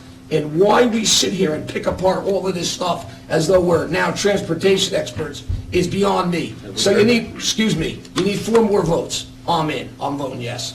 Have we heard that? Has the transportation You're out of order. director asked for it? Point of order, Mr. President. Go Can we ahead. debate now? What's that? Are we allowed to debate? It was a question.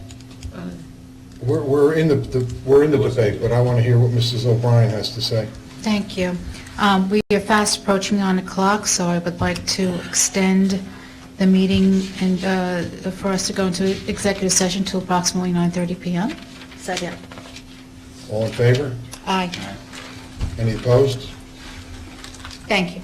Okay, now Glenn, your question The was? question was, I didn't hear anybody say anything about the transportation department asking for this.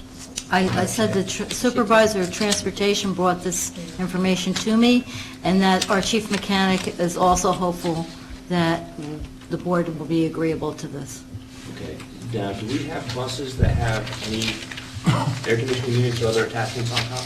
I can't tell you that for sure. It might be one of the smaller vans, but the transportation supervisor and the chief mechanic, they were both in my office on Friday, and they understand that the blade goes up and down, it's multi-level.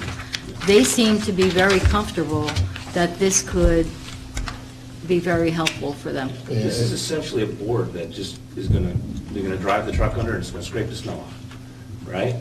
It just seems like a lot of money for something that could be done, the same thing could be done for less. Mr. Drew? On reading the materials, references, districts who are using this seem to think that they save at least half of their personnel costs by using this instead of I read that. doing it manually. And so just off the top of my head, that seems like it's worth doing it. It's going to pay for itself almost immediately and probably not worth the time to even discuss it. We might get a better deal. We might be able to do it ourselves. We might figure out in a month or two some other way to do it, but it smells like if we're saving half the personnel cost to do it manually versus doing it this way, that we'll save that money fairly quickly. Do you have any kind of rough idea of how many times we scraped snow last winter?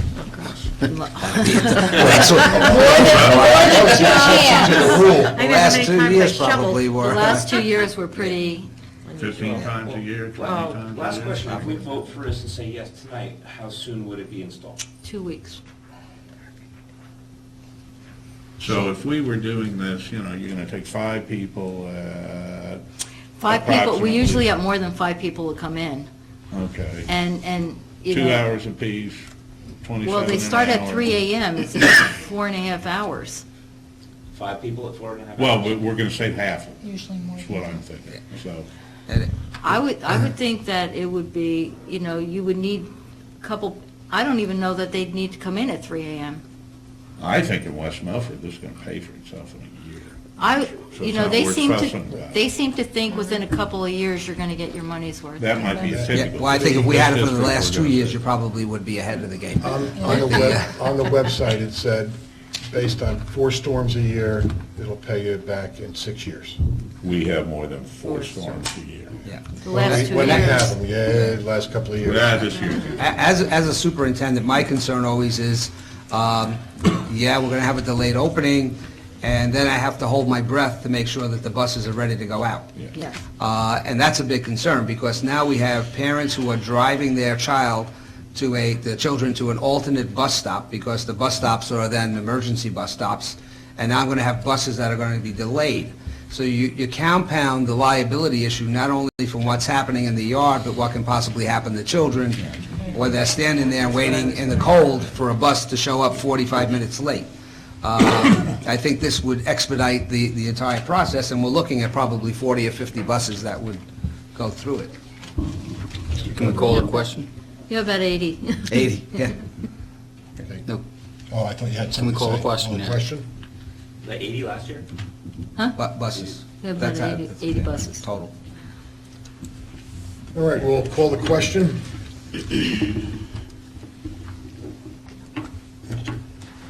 Mr. Bailey? Yes. Mr. Dever? Although it seems high in cost, just like Mr. Bailey said, it's going to help the people on the ground at 3 in the morning. I certainly wouldn't want to be clearing snow off buses, so I'm going to vote yes for that. Mr. Drew? Yes. Mrs. Dwyer? Yes. Mr. Foodie? I'm going to abstain on this, Barbara. Mr. Huber? Yeah, I think that this is going to help keep our folks safe. They don't have to go up on ladders and such, and if we can have it in 2 weeks, we'll have it for this winter, so I'm going to say yes. Thank you. Ms. O'Brien? Yes. Mrs. Schultz? Yes, because in addition, the $23,000 from the sale of the used buses, one of those used buses will offset the cost of the scraper, so yes. Thank you. Motion carries. Okay, Mrs. O'Brien, Personnel Student Affairs. Okay, I have 6 items this evening that I would like the board to vote on. 1 through 6. 1 through 6, I'd like to make a motion to approve the items 1 through 6 under Personnel Student Affairs. I'll second it. Thank you, Terry. Any discussion? Question number 3, is that the full salary? School bus, van, driver, transportation, it's prorated from the 17,000. Without the help. Prorated from the 17. From the 17, Okay. yeah. Any other discussion? You know, well, just the language should be changed. It should say prorated from 17,000 instead of prorated salary of. Typically, that's how it reads on the agenda, but we could look into it. Yeah. Okay? And no other discussion? Roll call vote? Ms. O'Brien? Yes. Mr. Drew? Yes. Mrs. Dwyer? Yes. Mrs. Schultz? Yes. Mr. Huber? Yes. Mr. Bailey? Yes. Mr. Dever? Yes. Mr. Foodie? Yes. That concludes Personnel Student Affairs. Thank you. You're welcome. Education. Okay, I Mrs. Dwyer. move to, where am I moving to? I feel like I already gave a Item report. 1. I'm moving to move item 1 under education. Second. Any discussion? Clarification, that's for future expenses, yes. Say that again? Is that for future expenses? Are you, It was, the documentation? Yeah, It because was out on the website. we have to approve those expenses before they actually go out, so. Yes. but there was specific requests for These were a conference and specific. how much it was going to be. All right, I and saw so on those. and so forth. I saw those, never mind, thank you. Okay, no other discussion? Roll call, please. Ms. O'Brien? Yes. Mr. Drew? Yes. Mrs. Dwyer? Yes. Mrs. Schultz? Yes. Mr. Huber? Yes. Mr. Bailey? Yes. Mr. Dever? Yes. Mr. Foodie? Yes. Motion carries. Huh? Yes, motion carries. Okay, that's what she says, yeah. May we now go on to workshop discussion, budget and finance. Mr. Drew? Now, do we discuss all of these things here? Is that? Yeah, if you've got anything to discuss, let's talk about it now to get it out of the way for, Well, there's a whole bunch of to be determined on here. well, yeah, no, I know we usually, the bills are to be determined, So- transfers are, I've sort of reserved the right to discuss those things. oh, no, you Is this can a second? discuss those at our No. meeting. December It's only minutes workshop discussion. are not out there, or at least they weren't at 2:10. I'm sorry. December, The minutes. When the December- No, they'll be I'm sorry, on Friday. A148 and A149, I don't think those All are that December. stuff gets posted on Friday. That's all from Yeah.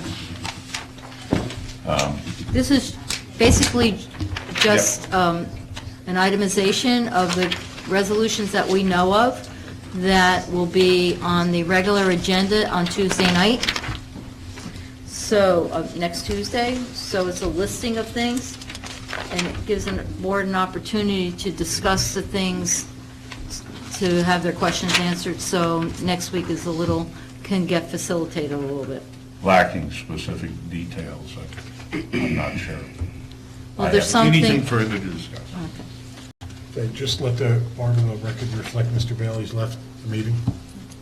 think Ms. Mr. Dwyer has Dwyer. the- On number 6, where it talks about the Archway schools, what are Yes. the Archway schools? It's a special education placement. We have a student down there. Okay, thank you. On number 3, Arthur Trovey and Sons, they're getting rid of school buses, are we paying them or are they paying us? They're paying us. They're buying one of our surplus buses. Well, they're buying one, or this says 3? Oh, 3, They're buying 3. yeah.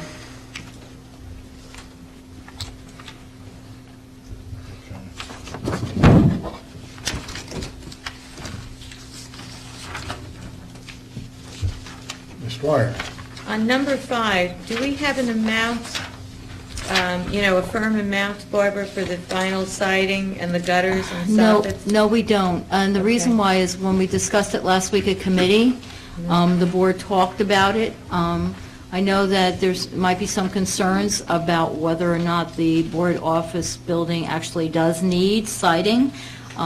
You might recall that I said the woodpecker is putting holes in it and trying to nest.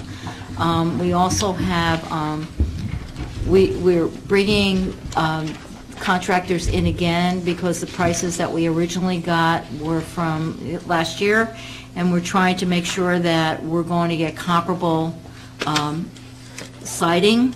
I don't want one person to give us one grade and somebody else quoting us on a different grade, so I want to make sure that everything is comparable. We're finding that about 60% of the building is going to need to have the wood replaced. We did replace a section in the front in the spring that we were able to get painted because it rotted through and it had a hole in it. That's happening in other areas of the building now, so we're trying to preserve the building as much as we could. I will have pictures for you for Friday, and we should have all of the proposals in by Friday that you can review. Mrs. Schultz. Thank you. I just have a question with regards to preventing the woodpecker from making holes in the new siding. What's being done about that? Well, what we did, we called a conservationist in, and they hung things up that was supposed to prevent the woodpecker. Woody just won't go away. I think he thinks it's a toy. It looks like a silver spinner, and it's supposed to scare them away, and it hasn't. So when we hear them, we go out and we bang on the walls to try to scare them And away. then he moves to the other side. Then he goes to the other side of the building. But the holes are really getting big. Is anybody feeding him? I mean, why does he keep No. coming Yeah, back? we are. The wood. He's backing at the wood to get the bugs underneath. That, what Mr. Drew just said is key here. What? They do that because they can hear the bugs that are in. The meal is in there. I think before we go into doing this, we ought to really have an exterminator check that building. Well, we do have an very thoroughly, exterminator come Barbara. on a regular basis. The exterminator does come. But, yeah. But if we they're do still, have- if they're still going after We it. do have bees in there, yeah. Yeah, but if they're still going after it, I mean, right this time of year, The bees are most dormant. critters are asleep at this point. Well, the But- bees are dormant right Yes. now, but we do have bees. The carpenter bees are in there. Oh, no. They go on the lights. And then they fall on our desks. So The you're only just other, waiting this is now for relatively the... minor, having dealt with woodpeckers over the years. Sometimes if you chop down the use tree. plastic boards instead of boards, Yep. they don't peck those. They don't? And I also know that if you create a spar, a tree without limbs, any place close, they go for the spar, not the house or the There's building. plenty of those in the woods behind us. I guess they don't It's have just a bugs social. in it. They don't taste as good. But I will have all the documentation for you to consider on Friday. Thank you. It'll be in the board member packet. Have you given any specs, because you're asking, you want to make sure that the material is comparable? Are there any specs that you've given, or They're providing us with samples of the siding that they would use. okay. Okay, under education, Ms. Dwyer? The following items are being presented for anticipated action. The doesn't tell me to move. I'm confused. You're not moving. You're not moving. Oh, For a workshop discussion. Oh, okay. And all we would do now is discuss them, so we don't have to. Thank you. Next week. If All right, we're- the following items are being presented for anticipated action on January 26th. Should I read these? No, you can just say there's Is there so any- many items. Is Okay, there any there are questions by anybody? four items. Is there any discussion of any of these four items? Nope. Okay. You take center stage now, Mrs. O'Brien. Sorry, I apologize. Going back to number one, the 9-day no contact period, can somebody give me a little background on that? Oh, Yeah. There's a period where the coaches of the Big North Conference agreed that the coaches will have no contact with student athletes during a 9-day period over the summer. To give them a break. Give the kids a break. Guaranteed vacation. That started last year. Mr. We're Joe? not necessarily one of the schools, but there are schools that are so obsessed with football that the coach coaches the kid all year and has an expectation the kids never get a rest, don't get any vacation, and it gets to the point that there are health issues. So give them a break. Ms. O'Brien? I have 13 items that I are just- presented. Oh, I'm I'm sorry. sorry. I just wanted to make a comment that there are captain's practices run during those periods. So while those sports might not be run by coaches, there are captains that facilitate. They're still doing. But the 9-day rule Working now out. is they're not even, the captain's practice can't take place. Yeah. Kids aren't even supposed to be here. So that worked out very well last year, and the anticipation is, or the thought is that it has to be that way, otherwise we'll be in some kind of trouble. So you're absolutely right. The captain's practices you will see generally at the end of the school year is over. You may see the kids practicing on their own captain's practice, but this alleviates that as well, because they're not allowed to be here. Ms. O'Brien? Okay, there are 13 items presented to you this evening that will be voted on January 26th. Any questions, discussion? Ms. Dwyer? On number 12, the parent book club and the advisor, although it's for, it looks to be like a 12th grade level, I was wondering if we could consider opening that to grades 9, 10, and 11 also for parents. Okay, our understanding from Ms. West, the supervisor, is basically looking at those books that this particular group of students are reading, and if there's any interest from the parents. Now, I am not opposed to extending that and expanding it out to the other grades as well. I think what we need to do is see what the attendance is like. That's my biggest concern. What's the attendance of this going to be? So that's why we have it limited to 6 hours for now. Yeah. So I would say if we get to 2 and 3 and that much is happening, then we can open it up to the other grade levels and see if it's something that might catch on for the future. Yeah, because So- it might be nice to let the parents know that they're invited in to be a part of their kids' education rather than just I think, and getting I a agree, report I think in some cases, those students, ninth graders, you might have more interest from those parents than you would from somebody who, my son or daughter's already accepted into college, they're kind of doing their own thing now, but, you know, you open it up to whoever is interested, and so, yeah, I think we could be a little flexible with that, okay? And I think also the original spirit of it was that in the senior year, they have such a wide scope of the genre courses that we discussed at the committee meeting with the, you know, the famous doppelgangers course. So I think that was the spirit of it, because the book selections such as Dune and some of the Bram Stoker works were so different than the traditional language arts approach. I think that was the spirit behind it, so but I do think there's some value in opening that up. This is for, this is clear, this is for the parents. This Right. isn't for Yeah. the. Right. the- So, you know, It's a way of involving them. yeah, and no, think I it's- agree. I think we should, They should Part of that you overall know, plan. and I think we should. Anything we can do to engage the parents to be a little bit more involved, instead of waiting till their senior year, allowing they're more leaving. years for that to occur is a good thing, so. Mr. DeVore, policy, please. Following items are being presented for anticipated action at the regular meeting of January 26, 16, items 1 through 6. For the board members who weren't here, Barbara, are these policies still on the board members only page I believe they are. for Terry and Glenn? They are, okay. Yeah, they will be because they're not voted on until next week. Okay, okay. All right. Negotiations, we got canceled for that Monday, so,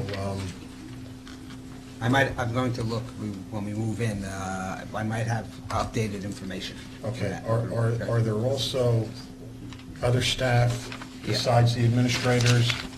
I don't Yes. remember our transportation supervisor voting on that, or Unaffiliated. supervisor of We have a operation, list whoever. for you. Okay, okay. All right. Old business, is there anybody who would like to discuss old business? Seeing none, like to close old Second. business. Okay. Voice vote, please. Aye. Any opposed? Okay, new business. Need a motion for new business. I move to discuss new business. Okay. Mr. Drew, seconds. Mr. Drew, you got your hand up first? I've got two items I'd like to discuss. Item number one has to do with recognition of staff and students. I was very pleased to hear you recognize our outstanding teachers who won Teacher of the Year in their buildings. I think we need to do something like that for students who have some kind of notable performance. And we really need to be quite liberal with that. That when students have done something, it is very meaningful to the student and the family when a letter goes home saying, thanks for doing it. At a minimum, I think coming in first place at the New Jersey band competition warrants a letter. But there's so many other things that do. I'm not making a motion, I'm just noting that we really ought to be doing this, and it ought to be on nice paper, and it ought to come from the principal of the high school or whatever. Yeah. The principals do send letters, I'm CC'd on them, and many times I will follow up as well, and I believe Mr. Novak does too. You know, again, I go back to my past district, we ran a Renaissance program where at least twice a year, those students were highlighted as special programs within their schools. Because it was ideal, you know, it'd be great if we could bring them all here, but there's just too many. Fortunately, there's too many. So we do have that, as you know, from last year in May, where we recognize a lot of those things that go on. But there are some things that do slip through the cracks, and we're trying to be a little bit more diligent in identifying some of those students. What happens also is, I didn't mention, there's a couple of things that I was going to do tonight, but I wanted to leave it for Matthew for next year to bring in the information from the high school. So, but I do agree, you can't do enough celebration of positive things. So I'm on board with that. Well, I can just tell you, as a parent, when you get these, you Yep. build a file on And a your phone kids, call and then home it's there sometimes for is your very college helpful too, yes. So, when a principal calls the house and it's, to celebrate something good, parents are caught by surprise, and that goes a long way. Yeah. So, The second item, I sent an email around from the Passaic County Legislative Committee requesting the board to take a position regarding whether or not Passaic County should bond $60 million to expand Passaic County Technical Institute by 50%.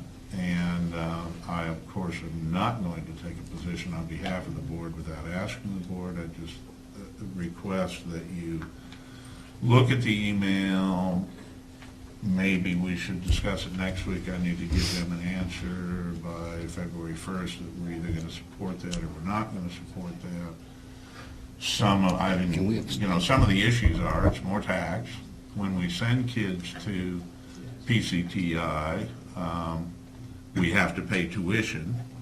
So there was some discussion that it's effectively double taxed. How many kids do we send to PCTI, do we know? We're sending 50... probably around 54. 54. 54, and they're taking more than ever. I mean, I have could 2 remember, buses I could going remember down when you there had to counting beg to kids. get students in there, but they've Yeah. grown so much that they are recruiting. One of the things Mr. Wyatt brought up before is, we talked about those kids going to PCTI.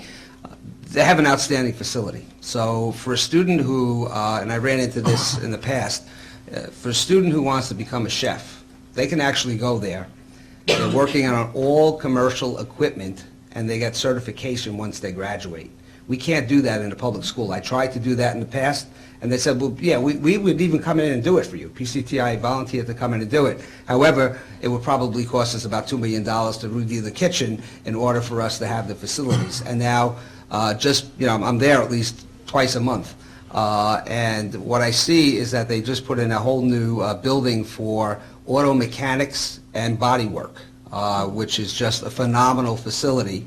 And I was also pointed in the direction of a hill opposite that building where they told me that they're going to be busting into that hill, that mountain, and that's where the new STEM school is going to go. I think what they're trying to do is compete or be on equal level with the tech schools in Bergen County, where they Bergen take Academy. the cream of the crop of, everybody from the schools, and who's pre-med. The first thing that they did when they opened was every student built their own laptop computer, and it's a tough thing to battle that. It really is. There is a lot of money there. We all know that.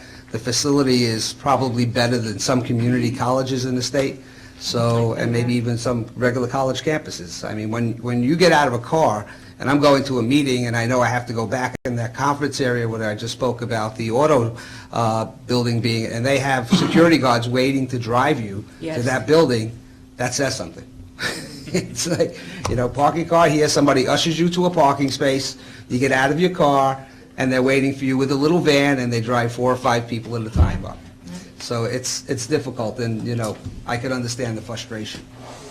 I think we all sort of hate the idea of either spending more money or taking kids out of our district, but on the other hand, schools like this, well, there's so many good schools, but Bronx School of Science in particular is a public school that is just one of the most outstanding schools in the entire United States. The individual schools in those districts would say, oh, you're taking kids away from us, but at the end of the day, they're getting absolutely a first-class, world-class education. It's worth it to everybody in the United States. It's effective education, even though it's expensive.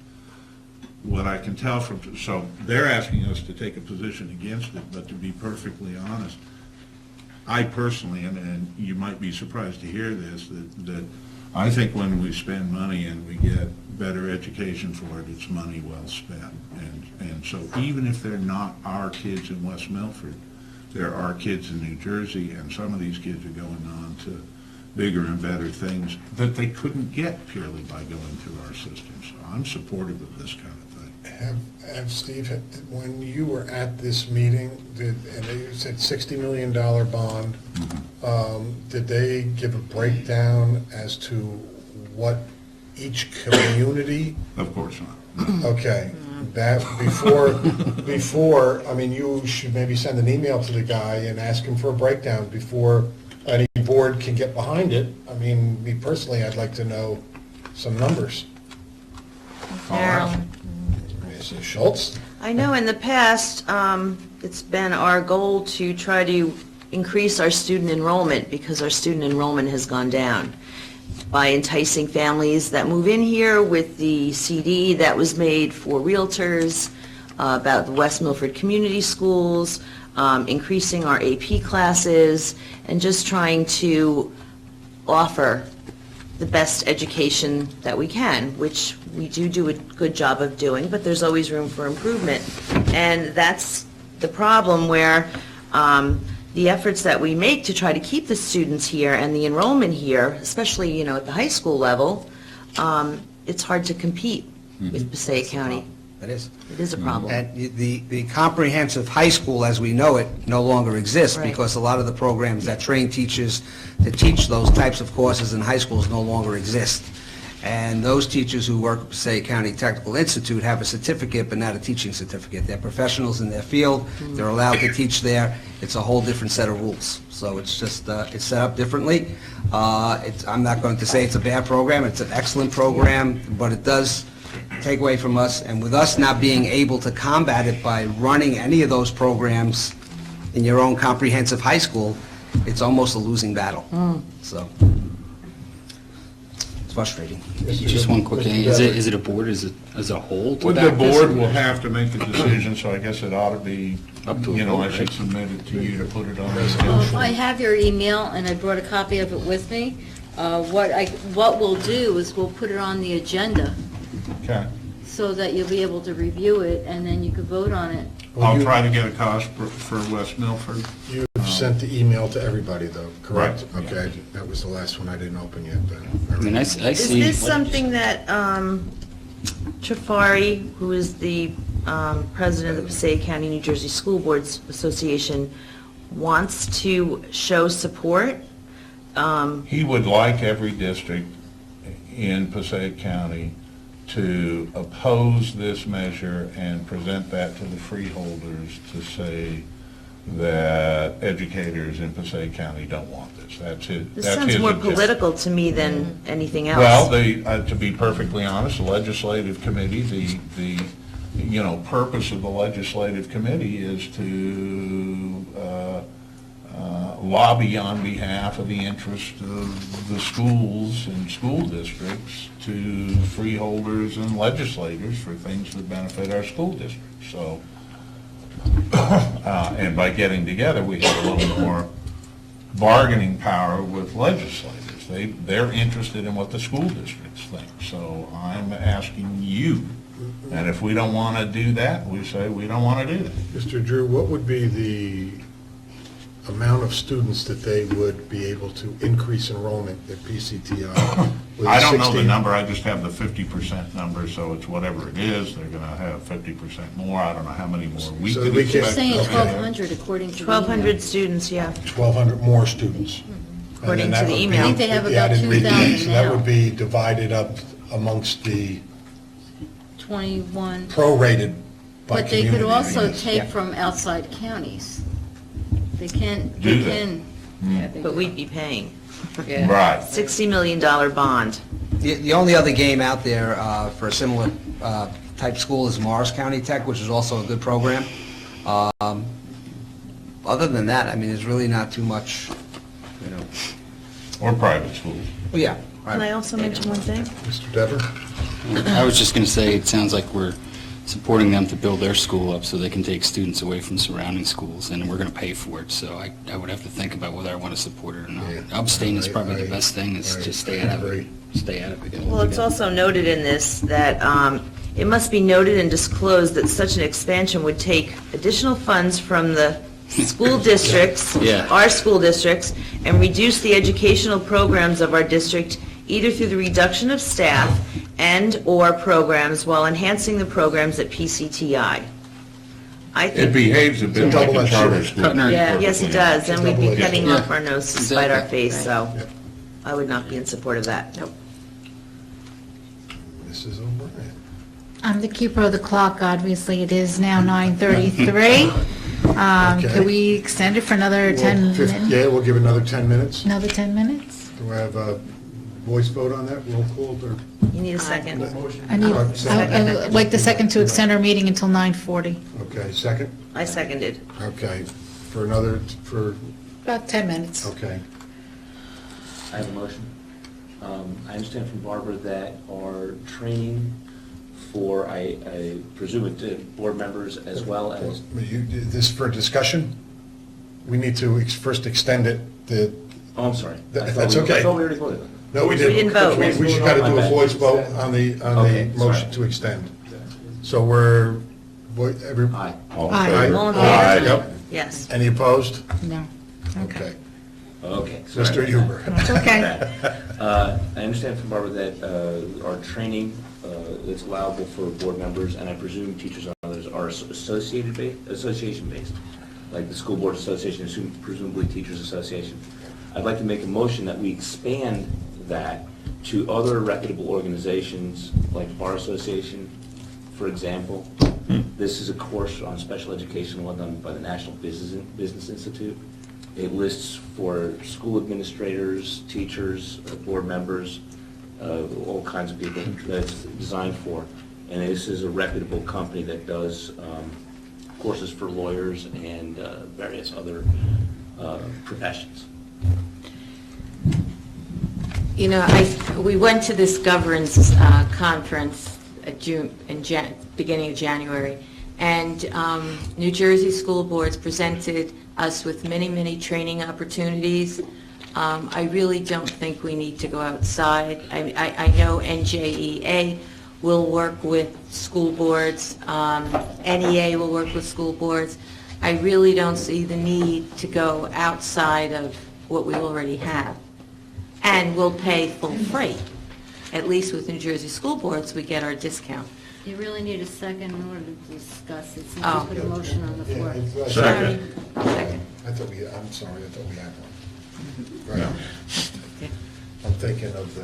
The only thing I can kind of think of there is that if you have something that is particularly useful to the district, you can always submit it for discussion, and we can decide whether to reimburse or not, just like we do every other expense. If you've got something useful. All right, well, Is this Bring it something up. that you would like to, Dr. McQuaid to do, a special well, I education was law, or- thinking that some of our administrators in special education might benefit by this particular course, but I know there's going to be more that come up because I've seen this particular organization before, and I know the Bar Association does it, and I'm certain there's other organizations that do it. And there's a direct correlation between training and performance. And these organizations sometimes offer things on different topics that might be available otherwise. Hello? Yes. I think with the dues that we paid in New Jersey school boards, there's an abundance of opportunities there, but when it comes to our special education, we have a director of special education that I know and I've seen through travel expenses that she and others in her field do go to those training. And we also have counsel that we depend on. So I don't see the need in any of school board members paying for courses like that. I think the point, Jamie, I think the point that Glenn's trying to make is that it's not for, I certainly don't have the time to do this. I don't know about you, Meryl, and everybody else. I wish I had the time, because I would always like to, further educate myself on things that we have to deal with on a daily basis. But, if it's something that might benefit Dr. McQuaid or Director of Ed or Barbara or whoever, him bringing it forward and allowing them to see it, I think there might be something in there that's not covered, the New Jersey school boards, and I think I would rather leave it up to our professionals to make that decision, because she might read that thing and say, wow, I'd like to know about that. We don't need a resolution for that, though. What's that? We don't need a resolution Oh, for that. absolutely. You can pass, I mean, if, I'm not talking out of turn, Go ahead. but you can pass anything that you think might be useful for the district, which we can review. I will review it along with Mr. Novak and share it with the supervisors of the departments, the principals, and if it's something that we see is, not offered somewhere else that we think is important, then we can explore the possibility of doing it. I mean, we've certainly gone outside the box multiple times, looking at different organizations if they're offering something that's, unique. Well, I Helpful. had understood that the training opportunities were, they could be booked through the board office, Right. as long as they were at one of like the associations. And those didn't need to be dealt with as formally.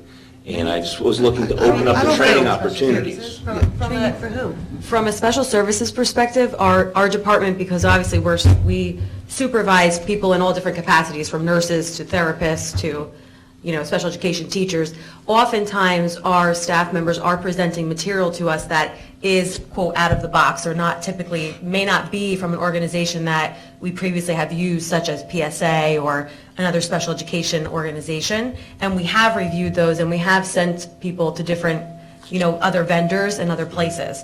Depending on their specialty area, I think it doesn't hurt to ever review it and consider it. I always look at that information, people bring it to me. As far as special education law goes, PSA and there's many other organizations do offer special education attorneys from within New Jersey that offer service, like in-service opportunities that are relative to my area that we do take. That was more of just an example. Yeah, but we definitely, I think, do review that information. I don't know if that's a board, something we need the board. I don't think, To approve. I mean, if it's something I'll that's... withdraw the motion. Yeah, I mean, you could We just need to get to special pass session. it on. The bottom line. Mr. Dever? Yes. Under new business, I would like the board to discuss us having our education committee meeting done at our workshop. I would like the public to see what we're talking about with regards to education in the district. I want this to be a board discussion. I would like to free up, we're all here for education, and I think that the entire board needs to be involved in the discussion on education. I mean, that's what we're all here for. With me, it's about education. I'm sure it is with everybody here, their number one reason for being on the board. But I would like the board to discuss and decide whether or not whether we try it, we do it, and if it doesn't work for a couple of meetings, fine, then we can go back to a committee style, but I would like to try that. And I would also like to, in place of, we having a budget and finance and a personnel committee meeting, if we do the education at a workshop, I would then like to add policy committee meetings every month in lieu of that budget and finance at night, because there's a lot of stuff in the policy that we need to review and go over, and it's not something that I think that can be done in a once and twice meeting during the course of the year. We're supposed to, by law, review our student code of conduct, HIB, and there's a myriad of things in reading our policy manual that we need to start doing. And the foremost was, and this goes into the buildings and grounds discussion, and I think that we probably will leave that in the Budget and Finance Committee, but under our policy 7100 long-range facility planning, we're supposed to have an annual review of all facilities, and that the board is supposed to be made aware of that through our policy. I don't remember ever having that happen. but I'd like it that the board is kept up to date on our facilities, if things, to find out if things are substandard, or it's going to help Barbara too in budgeting, that we know if things are, out of whack at any particular building. But I would like this discussion now to move forward on the Education Committee being discussed at our workshop instead of as a committee meeting first Tuesday of the month. Jamie? Mrs. O'Brien? All right, I got the first part, that you want to do just bring it as a committee by the whole for the education. I don't get the so you don't want budget and finance every month, you want something else? No. I want, budget and finance is going to be every month. I had talked about, you weren't here at our first meeting. No. I had talked, Debbie, about doing a facilities and grounds committee, and there was Okay. discussion on that. Okay, And we thought we left it at that, slight discussion, we didn't go any further. okay, And I think that will stay in the budget and finance, but we'll have things in policy that were supposed to be being done, just make sure that they're being done. But I want to have a little bit more board focus on our policy.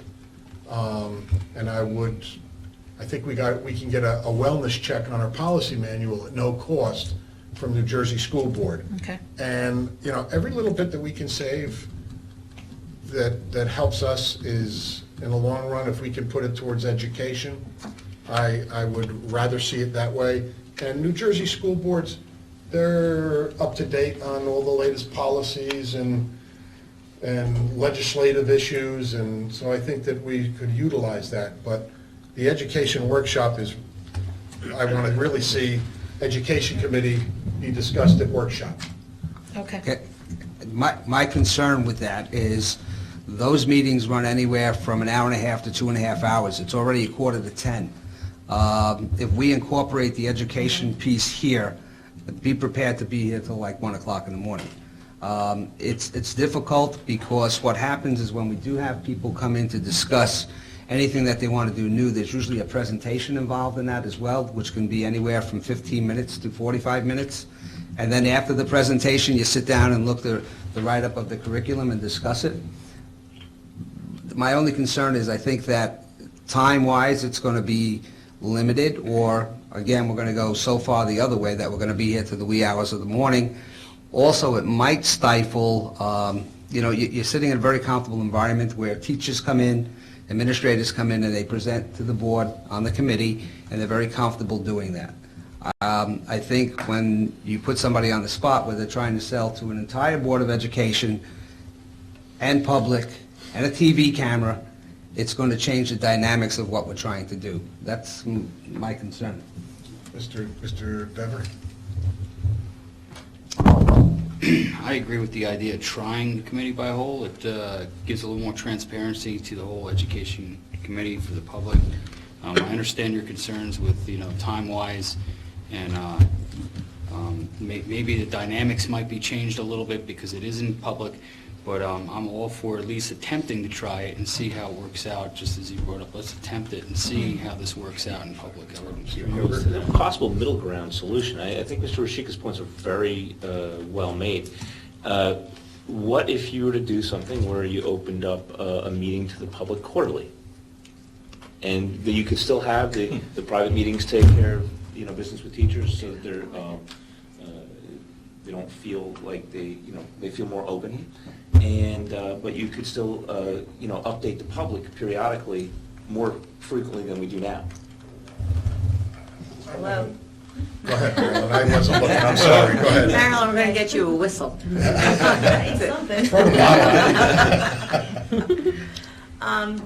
The purpose of the committee meetings are to give the committee members an idea of what's going on in any committee, and then the committee then brings forth, the majority of the committee would vote on something and then would bring that to the full board for discussion.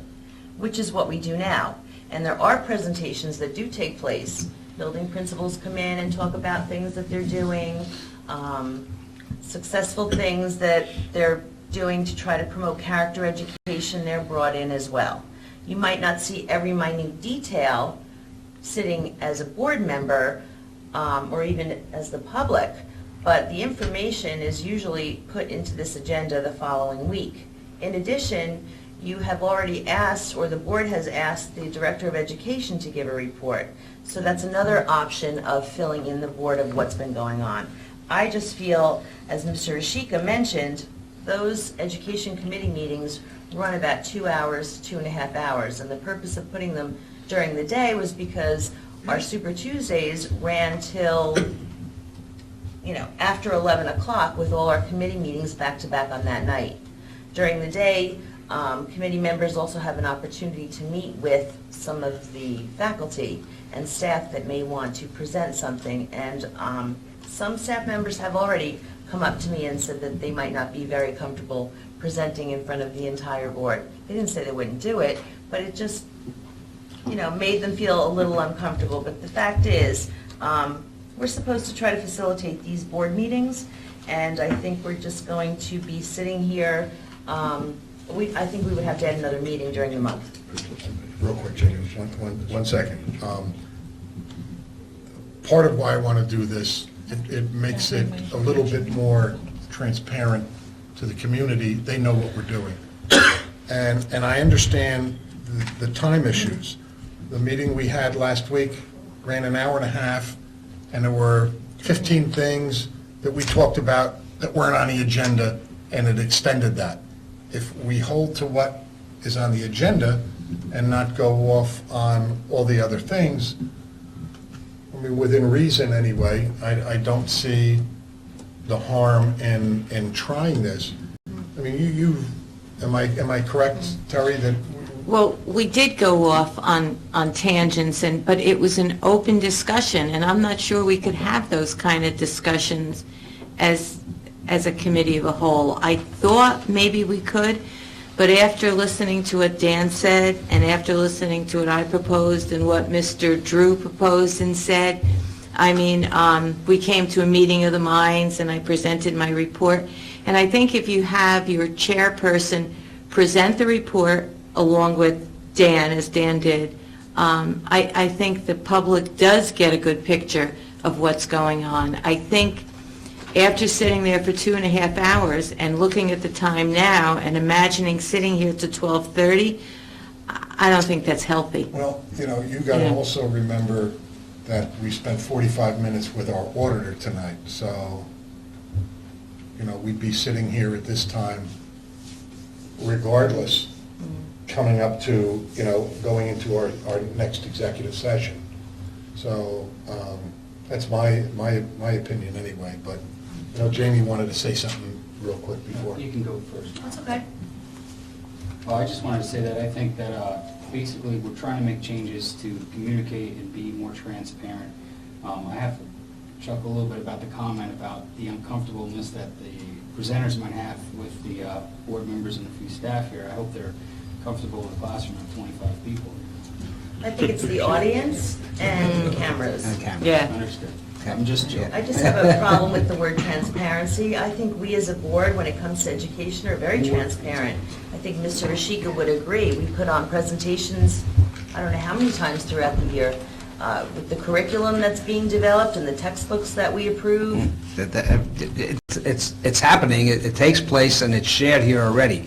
I would be more in favor, and again, this is the board's decision, but what Mr. Yuba suggested, if you want to do something like that quarterly, where you take those few things that may really be, come September, we're getting together and this is what's happening, I think that might be a good place to meet. I think that might be the way to do it. But And I would agree with that. It's a great idea that came out tonight with the quarterly meetings. It would meet both. And when I say transparency, obviously there's the report Terry gave was excellent. The report that Dan gave was excellent and outstanding. We do have a lot of knowledge. It's just it's just a little more in-depth discussion that the public sees. That's all I think was trying to be pushed along here. And the quarterly meetings probably would, if you wanted to start off with something like that, the quarterly meetings, that sounds pretty good to me. It sounds like we're getting to where we want to get to as far as communicating. Mrs. O'Brien? I know with the, we have our principals come in, we have our supervisors come in, but I do agree, I think the quarterly meetings would be worth a shot. I think that would be the way of for not doing an overkill. We do have Mr. Novak, and we have our committee, and you being the chair, you bring forth the information, but it's nice to have it presented in different ways. If it's presented the same way every month, it kind of goes on deaf ears. If you present it in a different way on a quarterly basis, I think that would generate some interest. Do I have a motion then? I have another comment. Sorry, you got to throw that bottle, Mary. I'm going to have to, I'm sorry. I would just like a little clarification, because the superintendent gives his report, the director of education gives his report. Mrs. Dwyer gave a report on education. It's not the same report as Mr. Novak's, in my opinion. I think they're two separate things that we're talking about here. And I think it's nice to have that additional information. And if we're going to do that, then where we do committees and reports, liaisons in the back, that's the place that fits to do that report. And are we going to be doing that with budget and finance and personnel as well? I had sent an email out asking them to give a small report to the board to better inform them of what's on the agenda, if there was anything, that we have, to explain it a little bit. We really didn't have to. There wasn't much on the agenda tonight, but I did ask them to. Because I was always under the impression as a board member, if you missed a meeting or if you had any questions, that it was your responsibility, or a responsible board member would actually contact either somebody on the committee or that chairperson, in addition to receiving these minutes. The idea behind what I was trying to do, Marilyn, was we had many education committee meetings and personnel committee meetings, and one in particular that stands out, I wanted to know about a world language program, and when I had asked you, you didn't have much of an answer. Debbie explained a little bit. On me, right. And Mr. Drew gave me a whole bunch of stuff that I then read. The minutes that we get regarding what goes on in our committee meetings, I don't think are adequate enough to really explain to the other members of the board who aren't on that committee of what transpired and what went on. And that is the whole idea. I understand, but there's also protocol where in the past we've been told or asked, if you have a question, don't open up the agenda the night of the meeting and then play, oh, by the way, I need this information. Call the person, ask the person, so that they're prepared to have that information with them. I didn't have my bag that day with that packet of information, and I think Mrs. O'Brien may have had it. No, So- Mr. Drew did. Well, whatever, I'm just saying, if there's a question and it's asked prior, all that information can be brought to the next meeting or a meeting at another time that's set up between two people. Here you go, here's the information. That's just part of the protocol. Mr. Huber. Am I wrong in saying that basically what you're trying to do is you're trying to provide a little bit more communication engagement to parents? And to the board. And to the board. Yeah. Exactly. Mrs. O'Brien. I'll be honest with you, the reason why I didn't do a presentation is, number one, I didn't have much on the agenda, but number two, I think there's, in my opinion, I think with personnel, there's a little bit more confidentiality I have to be concerned about, and I really didn't have a chance to make sure. We need to keep going. Well, right, but I want to make sure that as a chairperson, I understand what is really confidential and not. I mean, it says across the paper confidential. Does it mean everything's confidential? Does it mean everything's not? Can I just give a very general overview? Can I go into more detail? So this is something where I'd like to work with the appropriate people on the board to make sure that, number one, I am presenting it to the community, to, hear and through the television, to my fellow board members, but yet not overstep my bounds in any way, shape, or form. Understood. Okay. Do we have a motion? you know, we... No motion was made, So do we... so I would think that what needs to happen, and you should have advised him of this, is he needs to make a motion, it needs to be seconded, and if you want to make it once a month, you need to amend the motion, and that needs to be seconded, and then... I wanted this for discussion purposes. I'm not going to make a motion to do something that I see a majority of the board leaning towards those quarterly reports, and hearing Mr. Rashika say that that might be a good thing as well. I think that maybe the education committee should discuss it and then come back to the board with their proposal. Yes, maybe? Yeah. That sounds like a good idea.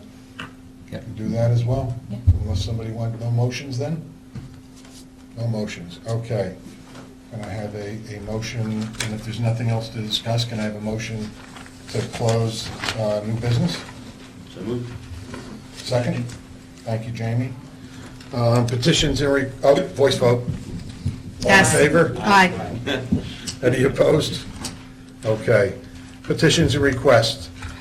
Petitioners who have requested to speak prior to the meeting will be first with 5 minutes for each petitioner for a period of 30 minutes, and then time permitting, other petitions and requests limited to 5 minutes per petitioner will be allowed until the 30-minute period transpires. All speakers are asked to give their full name, spell their last name, and provide their address. Speakers may not use the names of students during petitions and requests. Is there any, Ms. Green?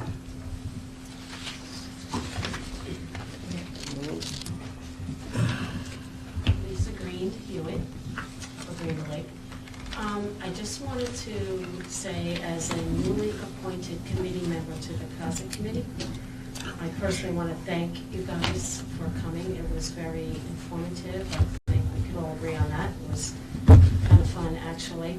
And I look forward to working with whoever the liaison is going to be. I think we have some work to do. I think we can all agree upon that. We have a drug issue that we must address, and I think it's going to be exciting. We got a nice group of people, so I just wanted to thank everybody that came out to the demo. Thank you. Thank you. I real quick, I wanted to, I meant to do that in new business. I wanted to put Glenn as our liaison to the CASA committee, so he can come back and report. The next meeting is February 8th. They're going to, I spoke to Ada Eric, and she's going to email me the information, and I'll forward that on to you, Glenn. But can anybody go to those meetings? Anybody can go, but Just curious. I'm going to make him the liaison. Well, it's petitions and requests, so I'll wait. Anybody else want to speak? Mr. Seidowitz?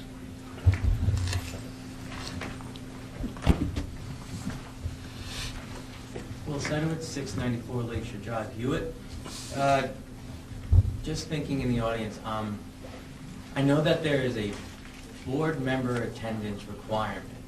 I was just curious. That works. There is a board member attendance requirement. I was just curious as to what that was, and if anybody remembers it off the top of their head. I can't remember it. To be present at X amount of meetings, and if you're not present. If they miss more than 3 meetings in a row without an adequate reason. Okay. And the determination is made by the county superintendent of schools. Thank you very much. Thanks, Do the 3 meetings have to be in a row? It's 3 consecutive. It's 3 consecutive meetings, Yeah. but it's up in the air whether it's 3 consecutive regular meetings or 3 consecutive meetings, and whether a workshop meeting actually counts. That's a regular meeting, isn't it? No. well, Workshops no, are regular, I mean, it's not a regular, but it's a regular meeting. But that's a determination for the county superintendent. Yep. Okay, anybody else like to speak? Seeing none, like to move to close petitions and requests. I'll second it. Thank you. It is now, yep, you're right, voice vote. Aye. Any opposed? Thank you. Our executive session resolution, Glenn, would you like to read that, please? And it is what? 10:02. 10 of 10? No, 10:02. 10:01 PM. So I'll make a motion to go into executive session for the purpose of discussing personnel negotiations and matters of attorney-client privilege. Second. All in favor? Aye. Any opposed? Okay, we can,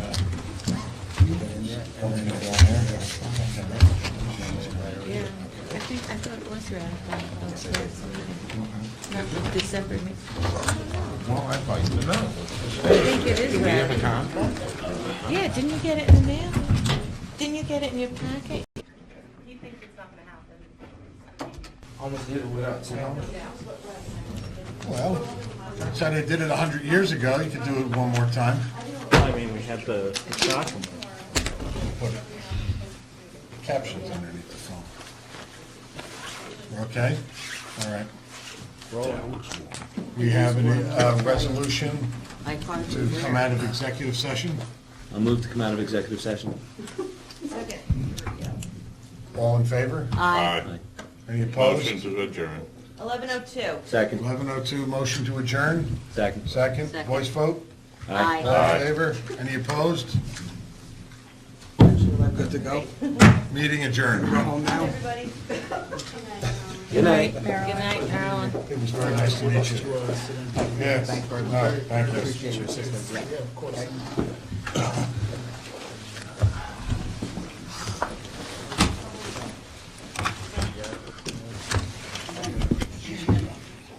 January 26, 2016. The board reserves the right to act on any and all agenda items. Additions and amendments are identified by parentheses on the agenda. Please silence or turn off your cell phones. I would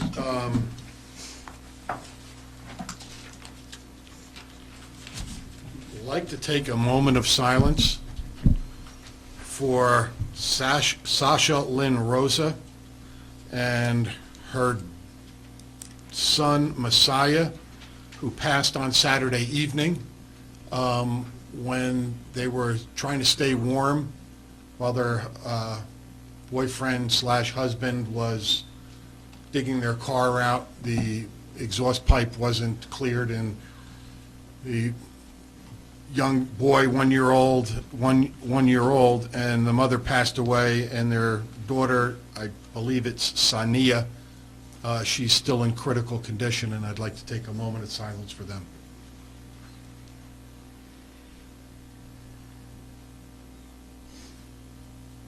Can we stand for this flag salute, please? I pledge allegiance to the flag of the United States of America and to the republic for which it stands, one nation, under God, indivisible, with liberty and justice for all. In accordance with the provisions of the Open Public Meetings Act, a public notice of this meeting has been sent to board members, all district schools, the Herald News, the Trends, the Record, AIM West Milford, the Messenger, West Milford Town Hall, County Superintendent's Office, the Board Attorney, and Cablevision of Warwick, and posted in the Administration Building. Copies of the board meeting calendar resolution were provided to all local media, Town Hall, Township Library, and all district schools. Roll call, please, Mrs. Francisco. Mr. Bailey? Mr. Dever? Here. Mr. Drew? Here. Mrs. Dwyer? Here. Mr. Foodie? Present? Mr. Huber? Here. Mrs. O'Brien? Here. Mr. Robbins? Here. Mrs. Schultz? Here. We have a quorum.